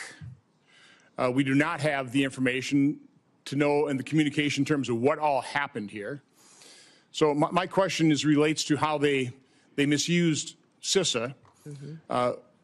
Will you commit to providing the transparency, providing the information, investigate it yourself, but provide this committee, my subcommittee, the information to expose the truth to the American public, but even more importantly, propose a piece of legislation based on our investigation, based on those results, to fix it so that no administration can ever misuse the language of the law to commit that kind of unconstitutional act and violate people's First Amendment rights.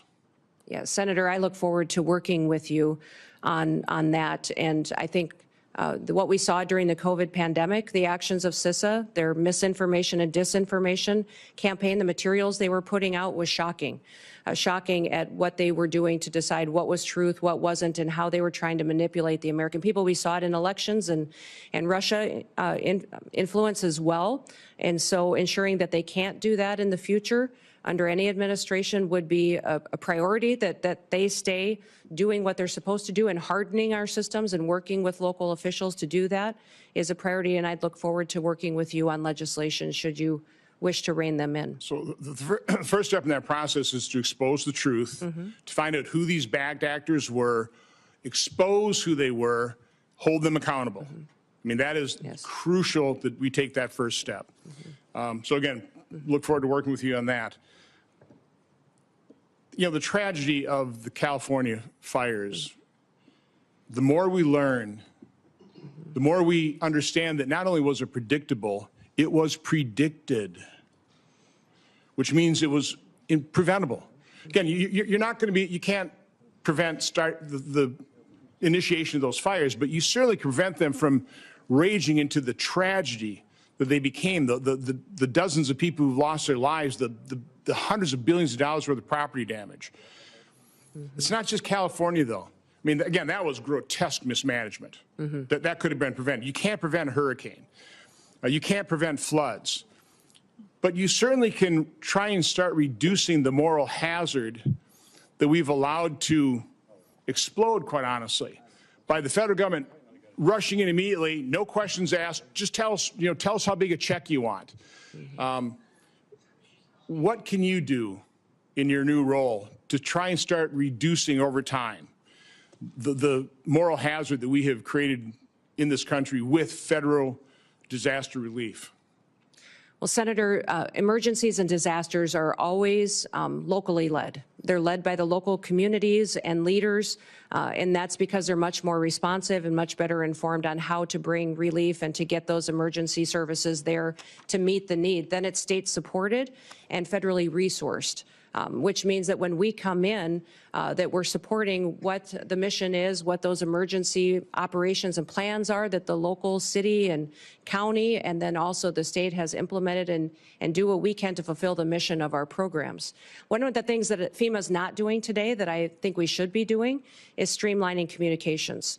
We saw this in New Orleans. We saw it in other terrorist attacks in the country, and you just referenced it as well about the American people not getting the truth, senators not getting the truth and the transparency that we need, is that I believe FEMA can always put out a blueprint for what a response would be should something terrible happen. And when we look at the Secret Service, what happened in Butler, we saw that communication was an issue, that the Secret Service wasn't communicating and balls were getting dropped with local authorities, local law enforcement, and we can put forward a blueprint for how communication can happen and be streamlined between the federal government, the state, and the local entities, so that should something happen, this is how we talk to each other, to make sure that the public has the facts, they're not getting misinformation, which happened with the New Orleans terror attack just recently, but also up in Pennsylvania as well. That blueprint is what we do at the state level that FEMA has failed to do, to proactively educate the public on what everybody's roles are, what we do should something happen, whether it be a natural disaster or a terrorist attack or an emergency response is needed, that we can put out those blueprints ahead of time, educate people, train those local entities, which they currently do to a certain extent today, but not good enough to really know that not only can the resources be pre-deployed in many of these situations so that they're more readily accessible, but also how are we going to communicate and make sure everybody's on the same page so that we can be much more efficient. I wish that we would have had different leadership and a different governor in California, or we might have a different result there. But in the Department of Homeland Security, we can do all that we can to make sure that the people that live in California know that they're going to get a response from the federal government that's appropriate, and we did all that we could to make sure that they had the information ahead of time so they could protect themselves when they do have a failure in leadership like we've seen. Well, thank you and good luck. You bet. Since Senator Johnson brought up California fires, I have to interject here. We talked about burn policies. These are local policies, how we try to not have so much brush and things like that. They're also next to the largest body of water in the world, the Pacific Ocean. So I see these homes all burning on the beach in Malibu, and I'm like, wow, if they just had a generator and a hose, you start sucking the water out of the Pacific Ocean. But you could do more than that. You could pump it and put it in cisterns up in the hills a mile or two in. It doesn't rain very much there, but why don't they take the ocean water, put it in cisterns, and have a bunch of water ready when a wildfire shows up? But it's like, once again, bad local government. Senator Gallego. Thank you, Chairman. Thank you, Governor, for your attendance, and I appreciate us meeting last week and our frank conversation. So in partly following up to our conversation, in recent years, I've been in very close contact with our Arizona border communities, which are unlike other border communities, and about the funding needs to address migrant influxes through the Shelter and Services Program, or SSP. Without this funding, border communities must bear all the financial burden for national immigration challenges and the broken border in general. So that means police, fire, hospital systems, in general, anything of that. And at the same time, they will also face the potential challenges of street releases. And again, these are very small towns on the border, so having thousands of people being released becomes both burdensome, security issues, and just not fair to them. And we get lumped in with places like New York and Chicago about how they do their shelter programs. Our shelter programs are not the same as New York and Chicago. We do not permanently put people in apartments or anything of that nature. We are trying to move people away from the border so that way they don't become a burden on these very, very small communities. So I'm very highly concerned, as I told you in our meeting, when the SSP program becomes politicized and to the point where we get lumped in with those programs which I don't think are effective and are actually counterproductive, and it ends up depriving our small Arizona borders of these very, very vital funds that they need. So as DHS Secretary, how would you ensure that border communities are not left to respond to and pay for these immigration influxes, the broken border system on their own? And would you commit to helping really not politicize or just join the SSP program to the point where places that are doing things correctly, like Yuma, Arizona, like Pima County, like Cochise County, aren't lumped in with the people that are doing things incorrectly, like New York State and Chicago? Well, Senator, thank you for the conversation in your office about the program, FEMA, the southern border and the challenges, and then also the difference between your state and how you utilize funds versus other states. I would say that my hope is that if given the opportunity to serve as secretary, that the federal government would no longer, and I believe as President Trump has promised the American people, facilitate an illegal alien invasion, and that your communities in Arizona would no longer have the issue with having people in your small towns and communities that you need to figure out how to take care of and get them to where they want to go in other places of the country. The president has promised he will secure the border, that we will uphold our nation's laws, and that he will do that to the benefit and be putting America first again. So I know we talked extensively about the SSP program and how you've utilized it, but getting these programs back to what they were intended is important. FEMA is a disaster response agency, and some of the facilities that have been utilizing these types of funds and dollars need to be reevaluated and to make sure that it's truly doing the service that is upholding our nation's laws. And certainly I understand reevaluating, especially how some of these states have been using it. In an ideal world, we don't have to have a program like that because we don't have this mass of humanity that's coming towards our borders. But even under the first Trump administration, we actually still needed it also. So this is why my concern is to not get rid of this program because, again, these small communities, I'm talking communities of maybe 10,000 people, maybe only 6 or 7 cops are going to end up really bearing the brunt.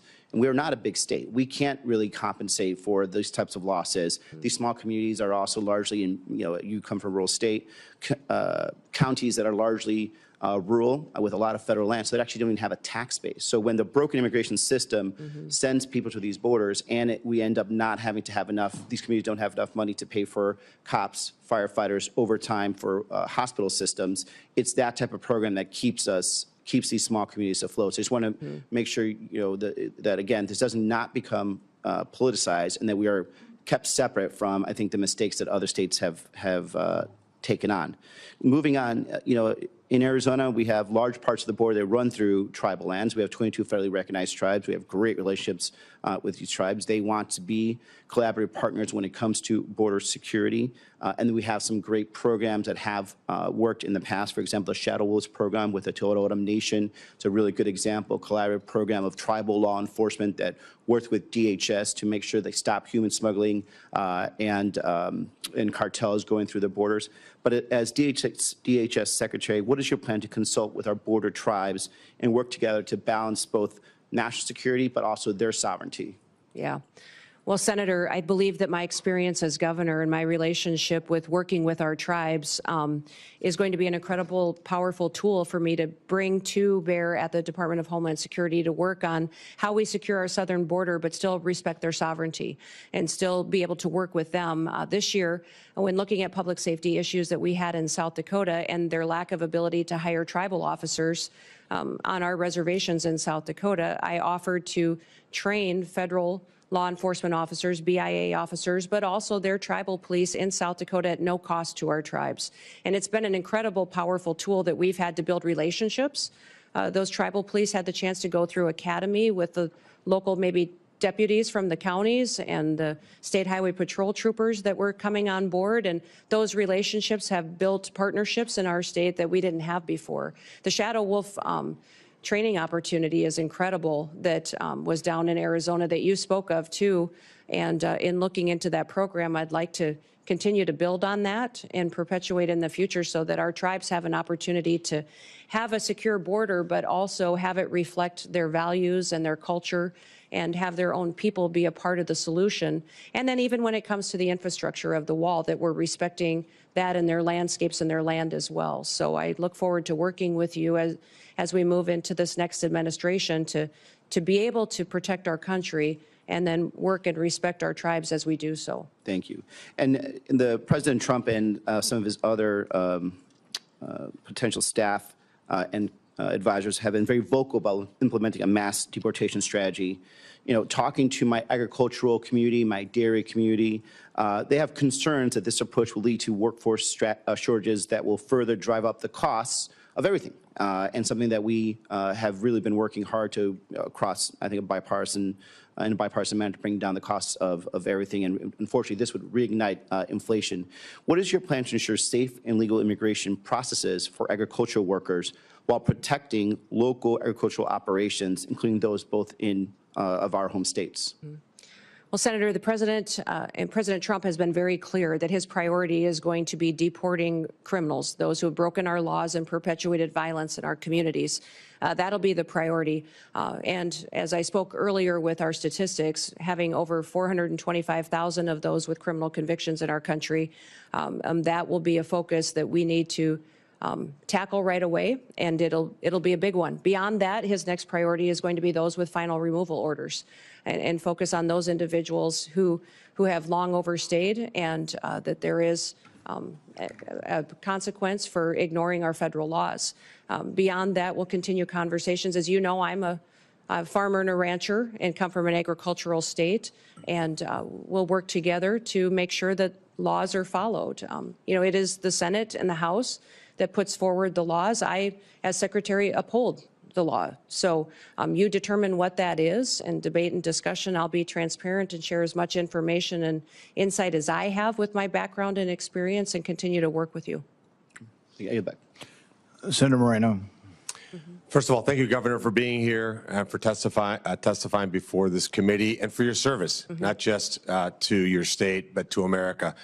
9 years ago today, we met in probably the coldest day I've ever been in my life in Iowa. Yes, as you and I were making phone calls and whipping up votes for Republicans in Iowa.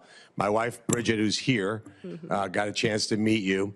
And we left Iowa saying, that person's really going to go far. And here we are 9 years later. You've been an amazing governor, amazing congresswoman, and now you're going to make an even better Secretary of the Department of Homeland Security. So I think sometimes in D.C. we tend to complicate things. There is a current Secretary of Homeland Security. So why don't we take this opportunity to do a little job review and compare and contrast him to you. So just if you don't mind, I'll ask you some questions and you can give me an answer. Secretary Mayorkas allowed you said it, just about 400 people on a terror watch list to come into this country illegally. If you were confirmed as Secretary of Homeland Security, how many people on the terror watch list would you allow into this country? Well, Senator, we would work every single day until we had that number was zero. And if you look at the previous Trump administration over his entire 4 years, in comparison to Joe Biden's number, President Trump, it was 11 that were then removed from the country and face consequences. When you look at the 382 that Joe Biden has let in, and the policies continue, is shocking and needs to be changed immediately. Mayorkas let in about 12,000 murderers. How many would you target to let into this country? My goal every day would be have no murderers allowed into this country in our communities. Mayorkas allowed 16,000 rapists. How many would you target to let in? Every day I'd work to make sure that there was none let into this country. He let 600,000, Mayorkas, 600,000 people with criminal convictions. How many would you allow in? We would work every day to make sure people are safe and that those with criminal convictions are immediately removed. How many private jets would you have the United States taxpayers have fly into foreign countries to pick up people to bring them here? Yeah, Senator, we will no longer be undertaking that mission at the Department of Homeland Security. So not 700,000 individuals on private jets over the last 4 years. You would not have any. No. I'll be working with President Trump to put in place his agenda in adherence to our federal laws. And how many illegals will you plan to house in luxury hotel rooms in Manhattan at a cost of $6,000 per month? Sir, clearly, Senator, during this election, the American people said they did not support that and that that would not be a part of this new administration. How about sex change operations for illegals? How many of those would you suspect you would fund? Senator, I believe that the Department of Homeland Security will be reevaluating its mission in this country to not allow that going forward under President Trump's goals. And if you had an illegal migrant that was in this country and they committed a crime, would you offer them airfare from one state to another to evade law enforcement? Sir, I will be following this nation's laws and the Constitution and make sure that all laws are adhered to. And if you had been the head of the Department of Homeland Security a year or so ago, would you have closed a detention center in Georgia that would have allowed the release of somebody charged with a crime? Sir, I don't have the specifics to that situation, but certainly that would not be something that I would want to have under my watch. So just to be clear, Lakem Riley would be alive today if you had been the Secretary of Homeland Security. Senator, my hope is that that would be true, yes. Let's switch to another part of the disgraceful immigration laws that Biden and Mayorkas, who objectively, by the way, objectively has been the worst cabinet member ever in the history of the United States of America. Let's talk about temporary protective status. Temporary being the operative word. Mayorkas and Biden just extended temporary protective status again through 2027. Will you continue to corrupt TPS to allow some sort of open borders agenda? And will you use hot weather of 80 degrees and sunny beaches in El Salvador as a reason why people have to stay in America and not safely return?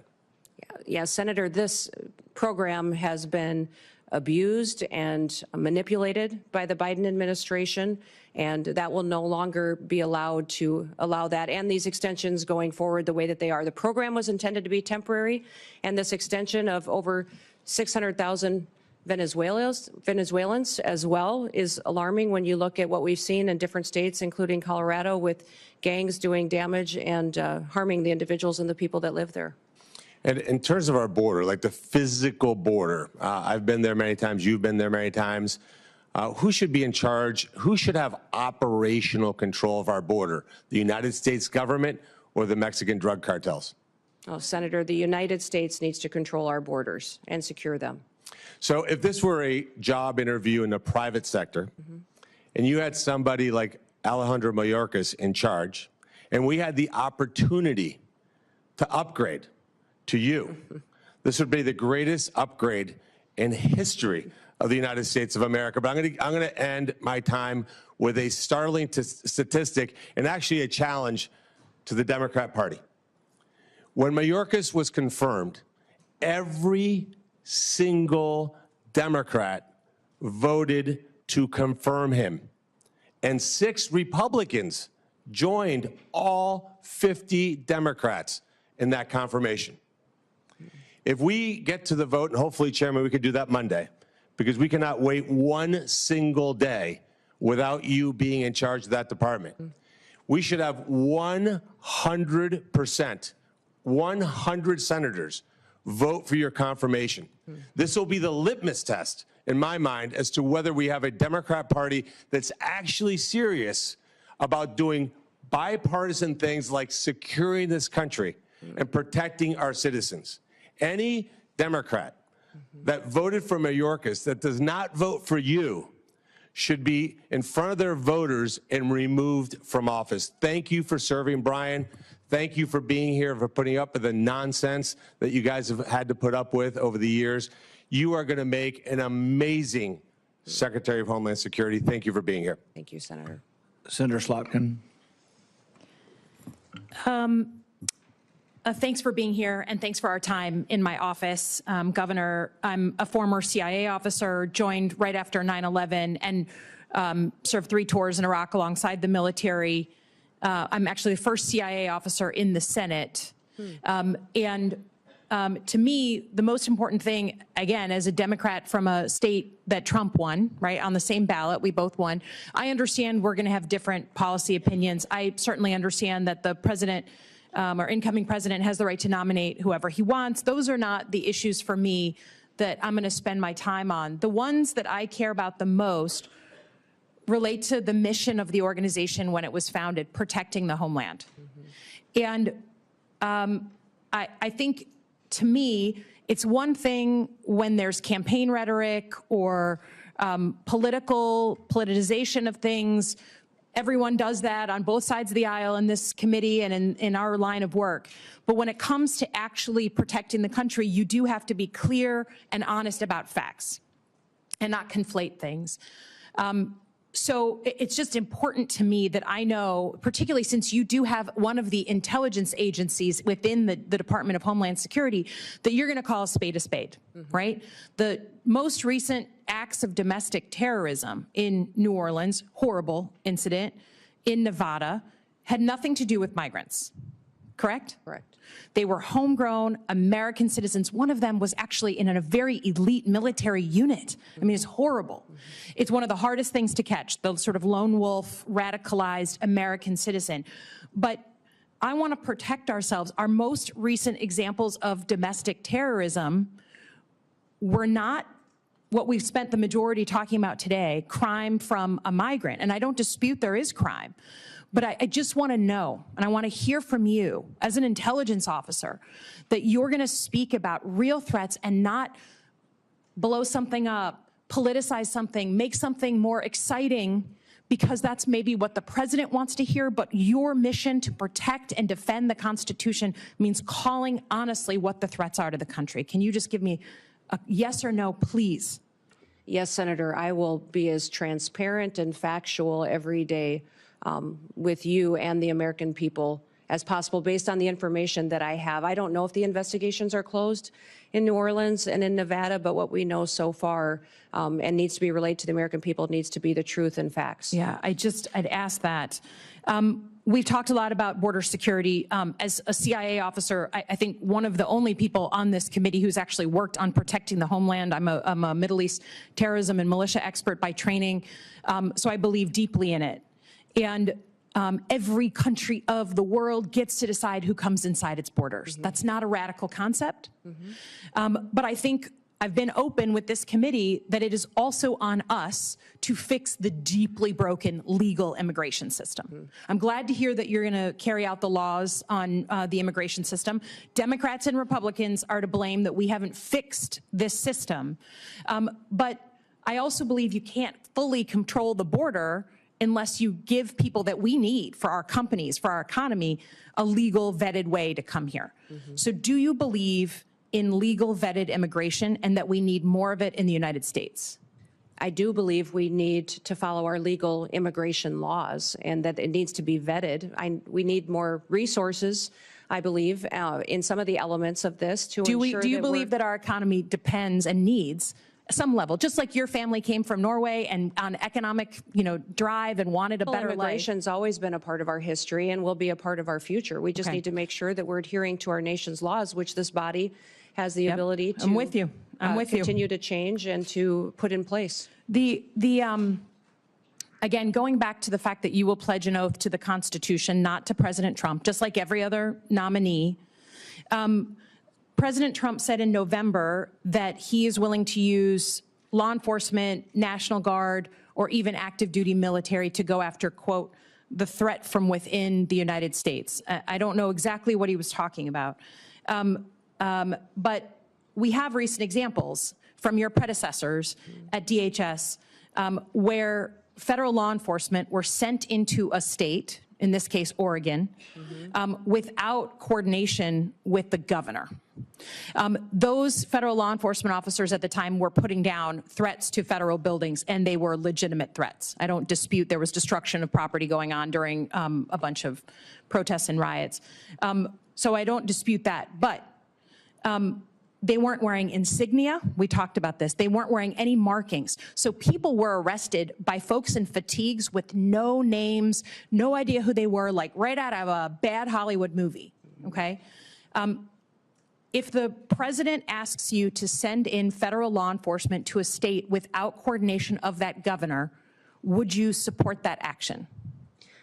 Senator, the My job, if nominated and sworn in as Secretary of Homeland Security, is to uphold the Constitution and to So you will uphold push the rules back? of this country. Yes, that will be the oath and the pledge that I will be making.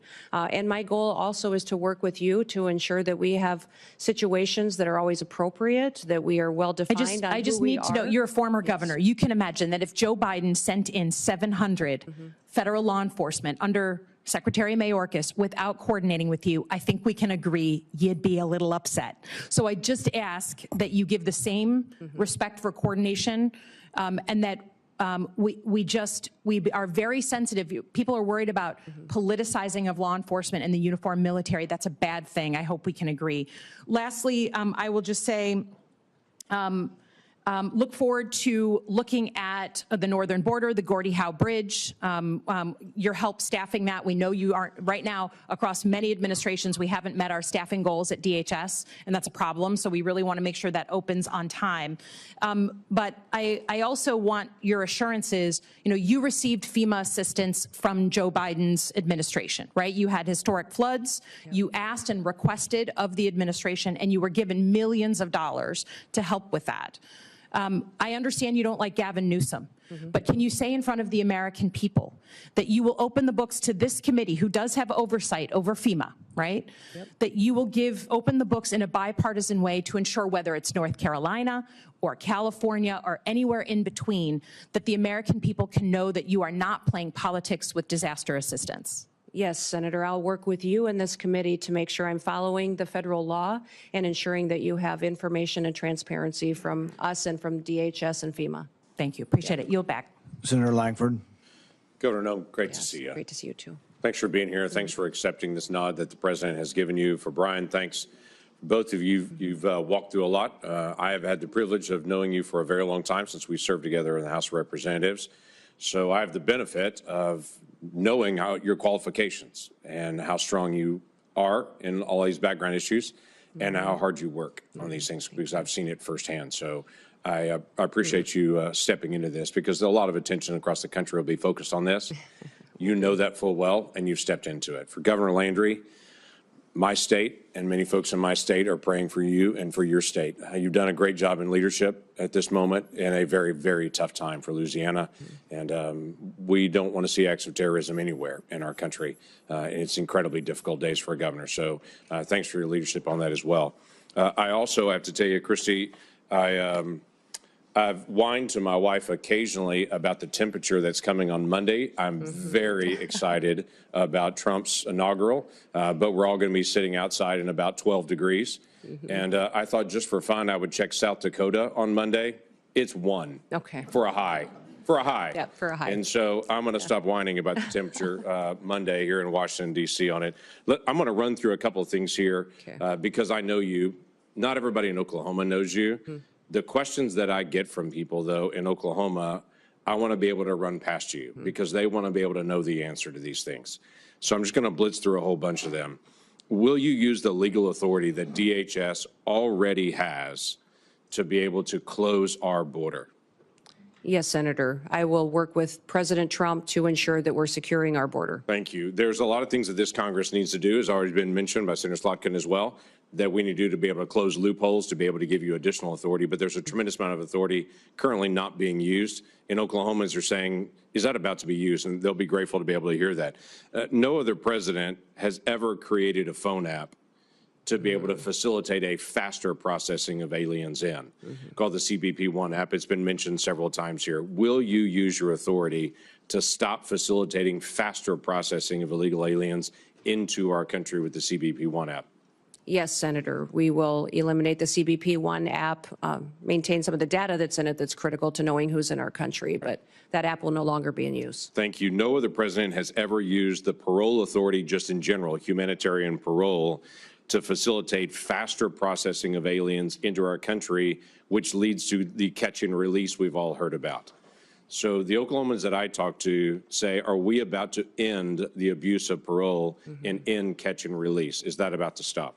Senator, President Trump's been very clear that he will end catch and release. Terrific. Folks want to know, will you use your authority with the funds that are given to you by Congress to actually build more wall rather than use the funding that's given to you, as the Biden administration did, to do environmental remediation around the border rather than actual border wall and border structure? Yeah. Senator, President Trump has been clear that he wants to build the wall. So do we. So will you use your authority to be able to scan more vehicles? And obviously, we've got to get you the funding to be able to do this, to be able to scan more vehicles and individuals that are carrying fentanyl into our country through our ports of entry. Yes, Senator, we will continue to use technologies, but hopefully be able to use more with the resources that we're granted to scan those vehicles and know what's coming in and out of this country. Last year, FEMA employees during disaster relief were instructed by one of their supervisors that if they see a Trump sign or a Trump flag flying, to skip that house, to not stop by there and tell them what their federal government can do for them. Will you allow FEMA employees or any within DHS to politicize their role and to pick and choose who gets help and who doesn't as an American?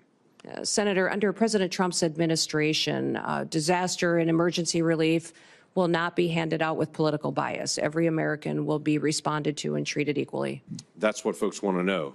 Will you review the Secret Service responsibilities to be able to go back through it and to say, are they focused on their primary mission, or is there something that could distract? Secret Service still chases down financial crimes. They're still chasing down child exploitation. Those are serious things for Treasury or for FBI to do.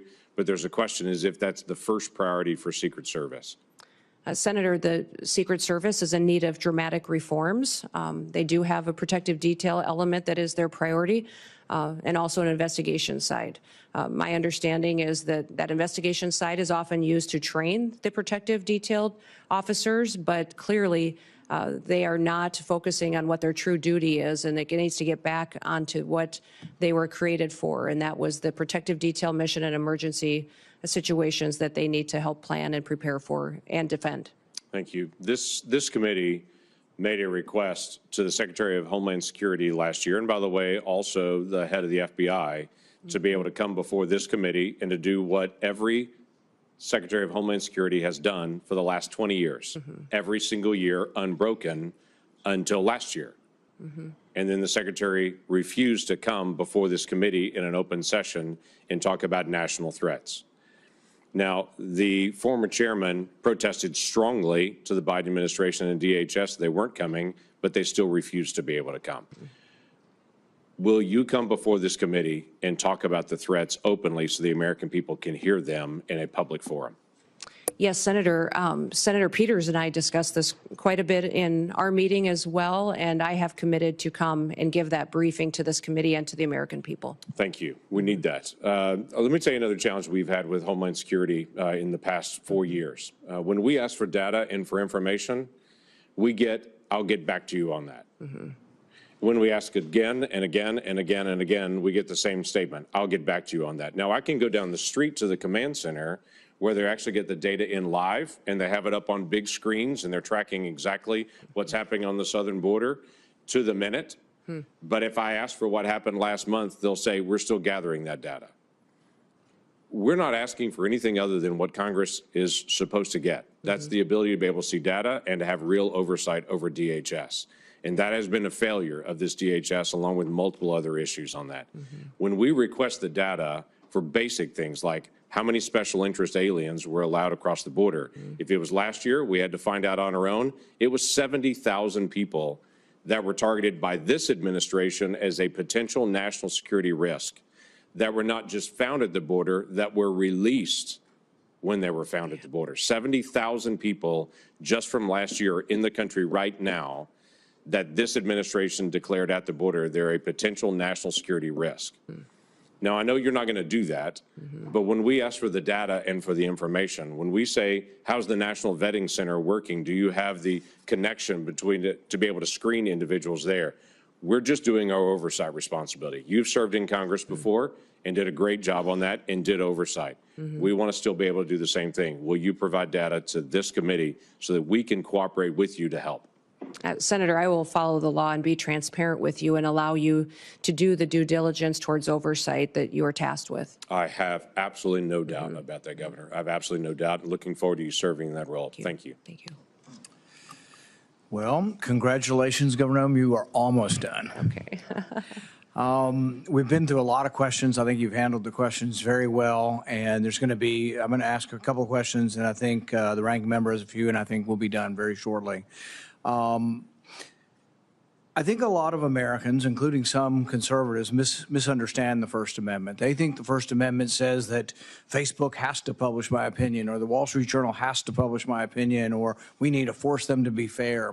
That's not what the First Amendment's about at all. The First Amendment really doesn't apply to telling private companies what we can or cannot say. YouTube censored me, and I despise their policy. They actually took down speeches I made on the floor. But really, I don't have a legal recourse other than I can complain about YouTube being unfair and not hosting, both sides of an issue. However, with the government, though, there is a rule. The First Amendment specifically says Congress shall pass no law banning or abridging speech. And this is what really got us worried about, what not only the FBI was doing, but the Department of Homeland Security, actually meeting with these companies on a weekly basis.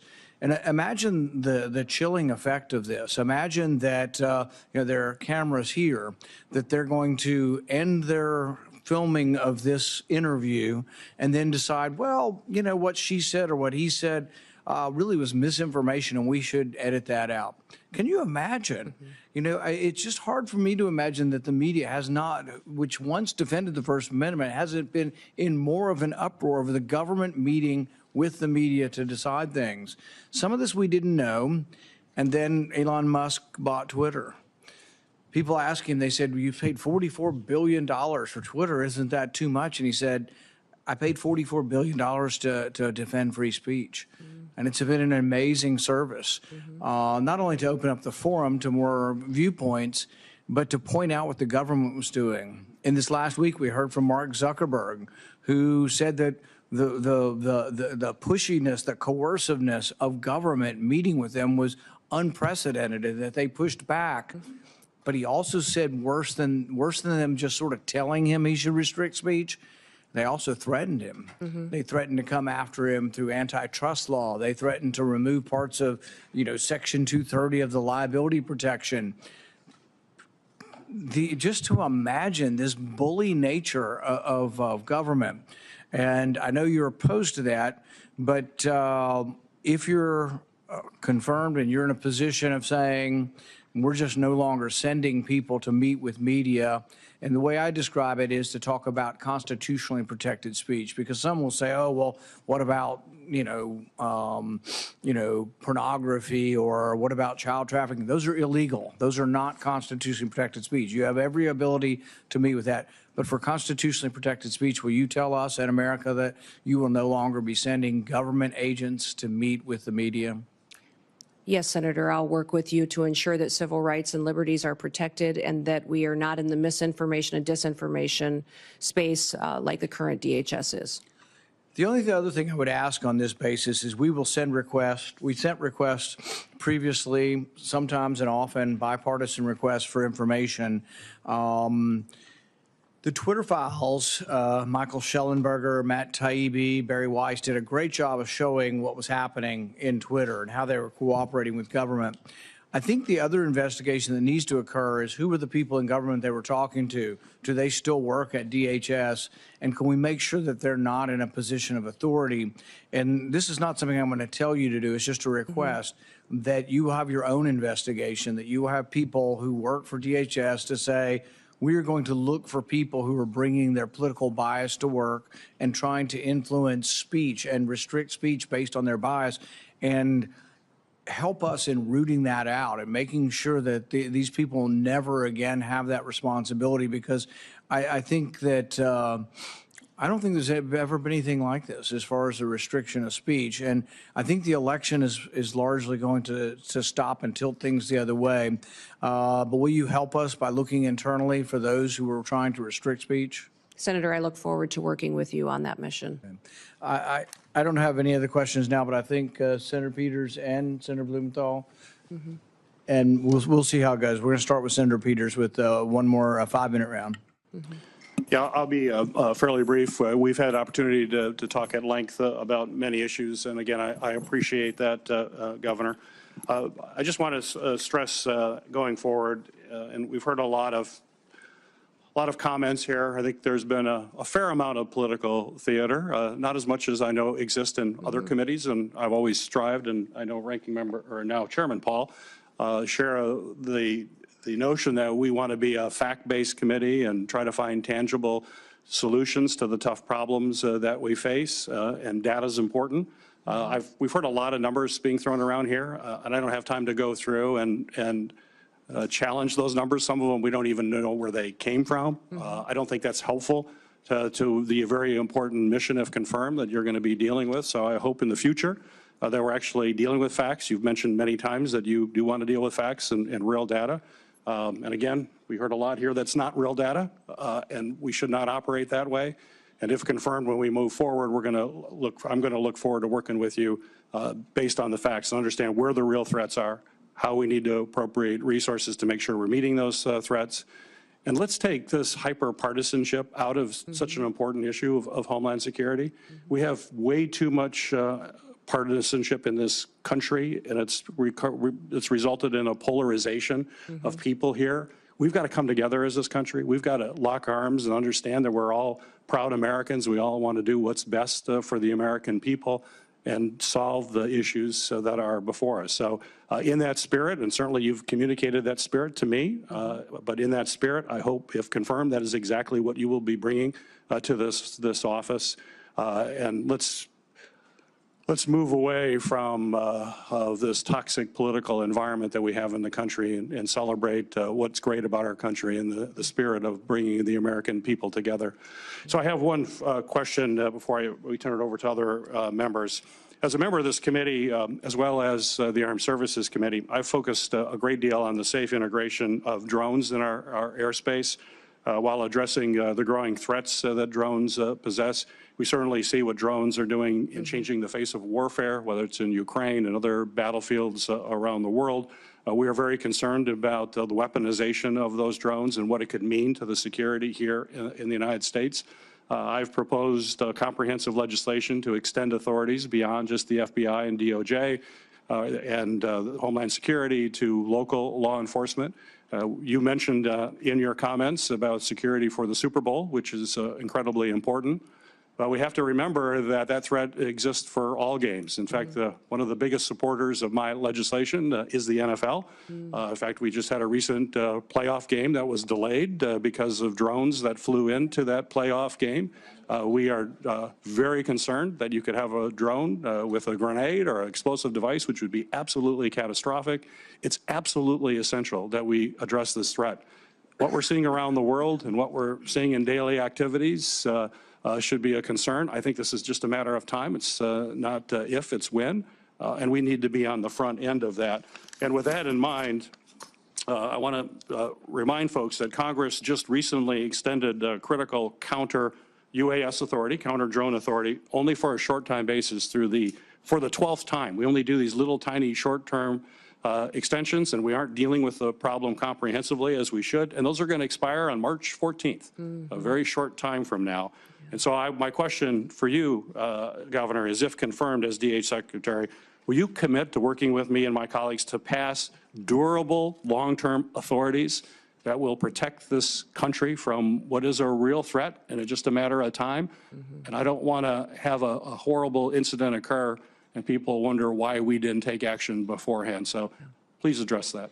Senator, I look forward to working with you in this committee to address the threats we may face and the usage of drones in this country and in relation to our national security interests and our homeland security interests. So thank you for bringing up the conversation today, because it is one of the areas within DHS that we have a responsibility to address in cooperation with Congress.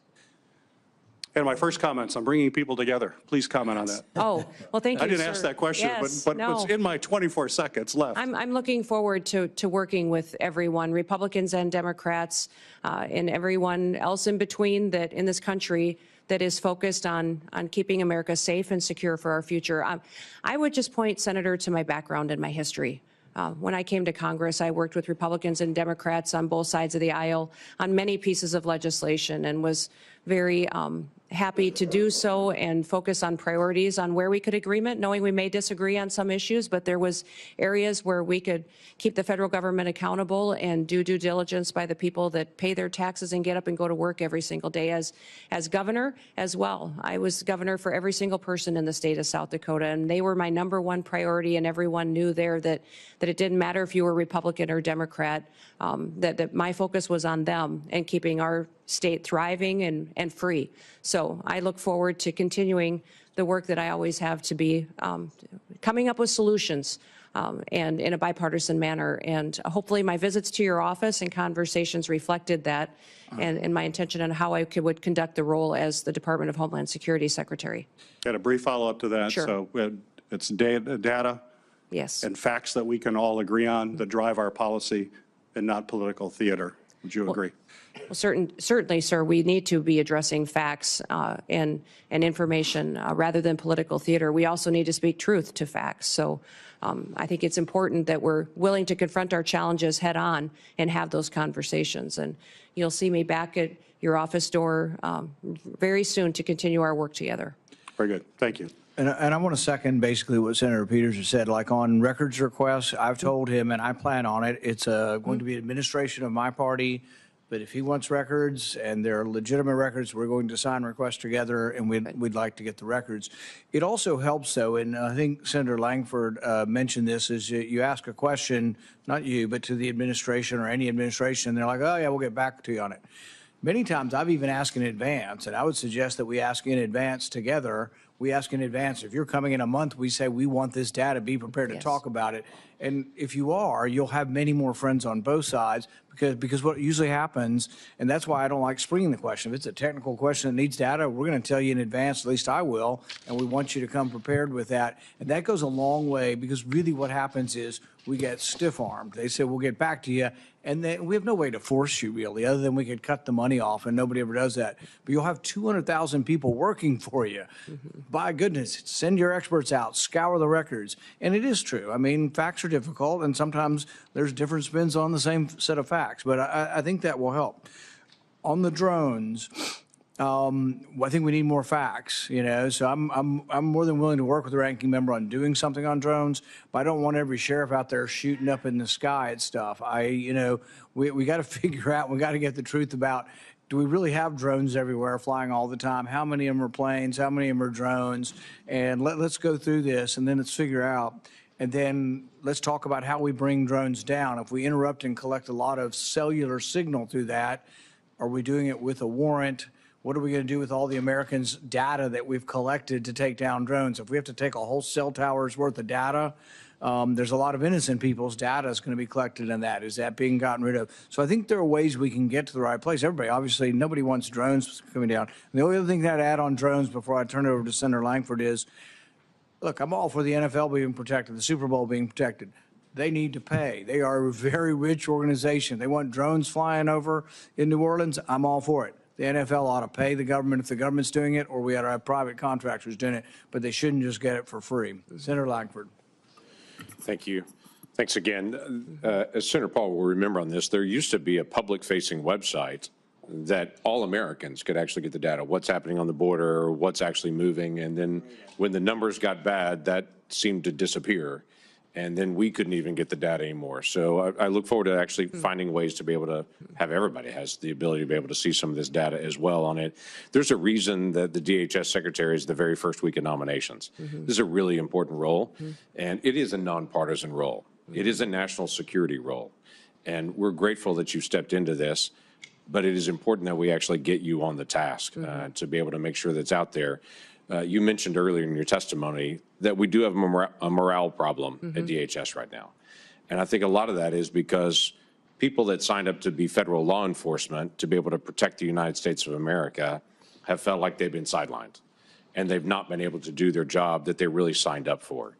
And what I'm hearing from you is you're going to allow them to do their job again.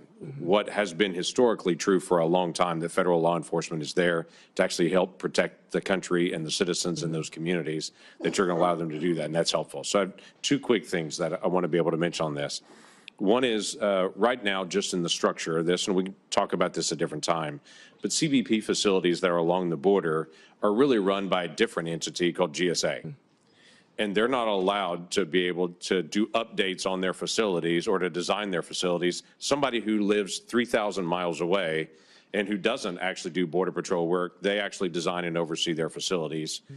That's a problem that we've got to be able to fix. So we've worked to be able to give more flexibility to CBP, that when they have difficulty and challenges there, they have the ability to be able to make those changes.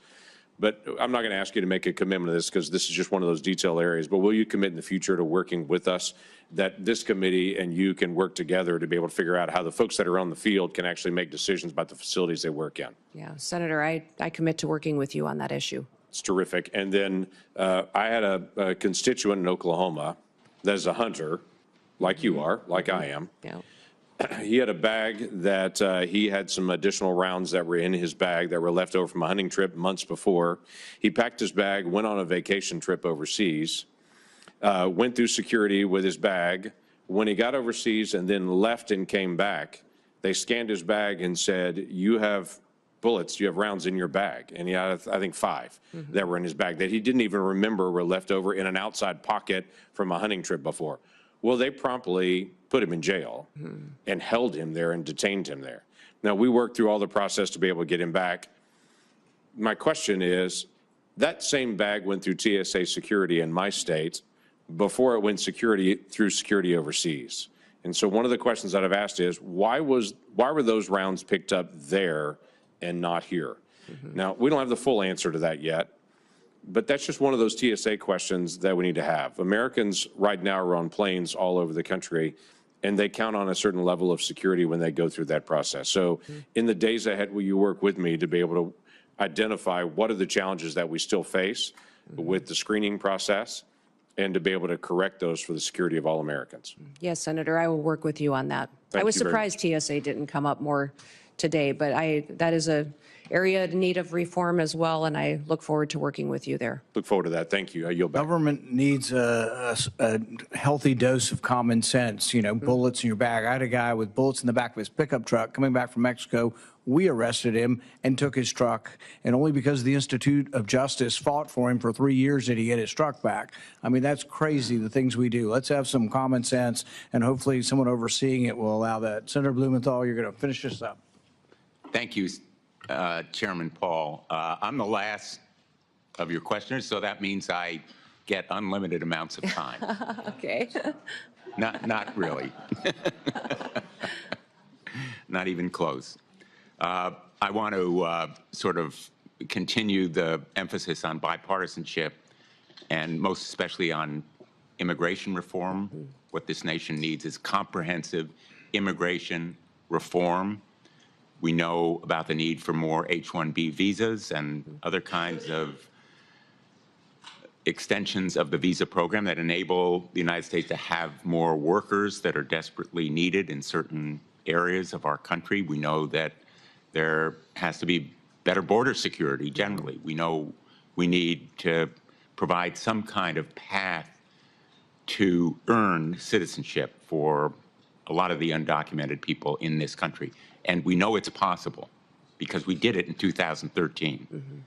The United States Senate, as you will recall, passed a comprehensive immigration reform measure. Overwhelmingly, it was bipartisan.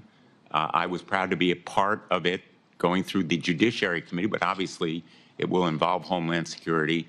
And I hope that we can continue, as Senator Langford was a part of the effort in the last session, to expand on those efforts and move forward on a bipartisan basis toward bipartisan, comprehensive immigration reform. I want to talk to you a little bit about domestic terrorism, which we discussed during my previous round, and I know you've discussed it afterward, including not just migrant crime and radicalization by ISIS, which are real and present problems. I also want to ask you about domestic terrorism events unrelated to groups outside our borders. We've seen a rise in anti-Semitism in this country. It has spiked beyond any prediction. And I want to know of your concern with anti-Semitist, racist events, Charlottesville, Buffalo, Pittsburgh. There's a shorthand for these violent terrorist acts against people in the United States. Yes, Senator, I'm very concerned about what we've seen in this country as far as anti-Semitic violence that has happened. In fact, last year during our legislative session, I brought legislation to more clearly define it so that we could fight it in our home state. And I'm hopeful I can work with you to continue to do what we can to make sure that we are addressing this rising threat and not facilitating it in this country. And I just want to make sure that when you say we're protecting Americans against terrorism, that we're protecting all Americans, including people in mosques, in churches, in synagogues, people regardless of their worship, their race, their background. We need to protect all Americans from anti-Semitism, racism, Islamophobia. I hope you'll commit to that effort. Yes, correct. Thank you, Senator, and I look forward to working with you to do that. In my closing minute and a half, I just want to call your attention to an effort that I've led to help reunite children with their parents, children who were separated as a result of the so-called family separation policy in the last administration. I have introduced a measure called Keep Families Together, not only to limit separation of families at or near ports of entry, but also the Families Belong Together Act for several Congresses to help bring the children, the kids who were victims of this policy and who still are not back with their parents. I hope that you will support that kind of effort. Senator, the Trump administration never had a family separation policy. They had a zero tolerance policy, which said that our laws would be followed. What I'm alarmed by is the over 300,000 children that went missing during the Biden administration. And when we talk about children and what they're potentially facing as far as victimization in this country and the trafficking that's going on, this administration's lack of desire to find out where those children are or what they may be going through is alarming to me. So I want to stop that. Because my time is expiring, I'm just going to interrupt again with apologies to say, let's put aside. Well, I can't put aside 340,000 children. Let's put aside what happened in the past. There are still 1,000 children who are separated and waiting to be reunited. I'd like your commitment that you're going to continue the effort to reunite them with their parents. Senator, keeping families together is critically important to me and to this country. I'm concerned about Laken Riley's family, that they no longer have her. I'm concerned about the fact that we have people in this country that don't know where their children are, or people in other countries who sent their children here and they've been lost by this administration. So yes, my focus will be to keep families together. We will uphold our law and we'll make sure that we're doing everything we can to keep our children safe from the trafficking and the drug epidemic that's hit this country. I'm going to end on an optimistic note and say I take that as a yes. Yeah. Thank you, Mr. Chairman. Thank you for your testimony. The nominee has filed responses to biographical and financial questionnaires, answered pre-hearing questions submitted by the committee, and had their financial statements reviewed by the Office of Government Ethics. Without objection, this information will be part of the hearing record, with the exception of the financial data, which are on file and available for public inspection in the committee offices. The hearing will remain open until 5 p.m. today, Friday, January 17th, for the submission of statements and questions for the record. This hearing is adjourned.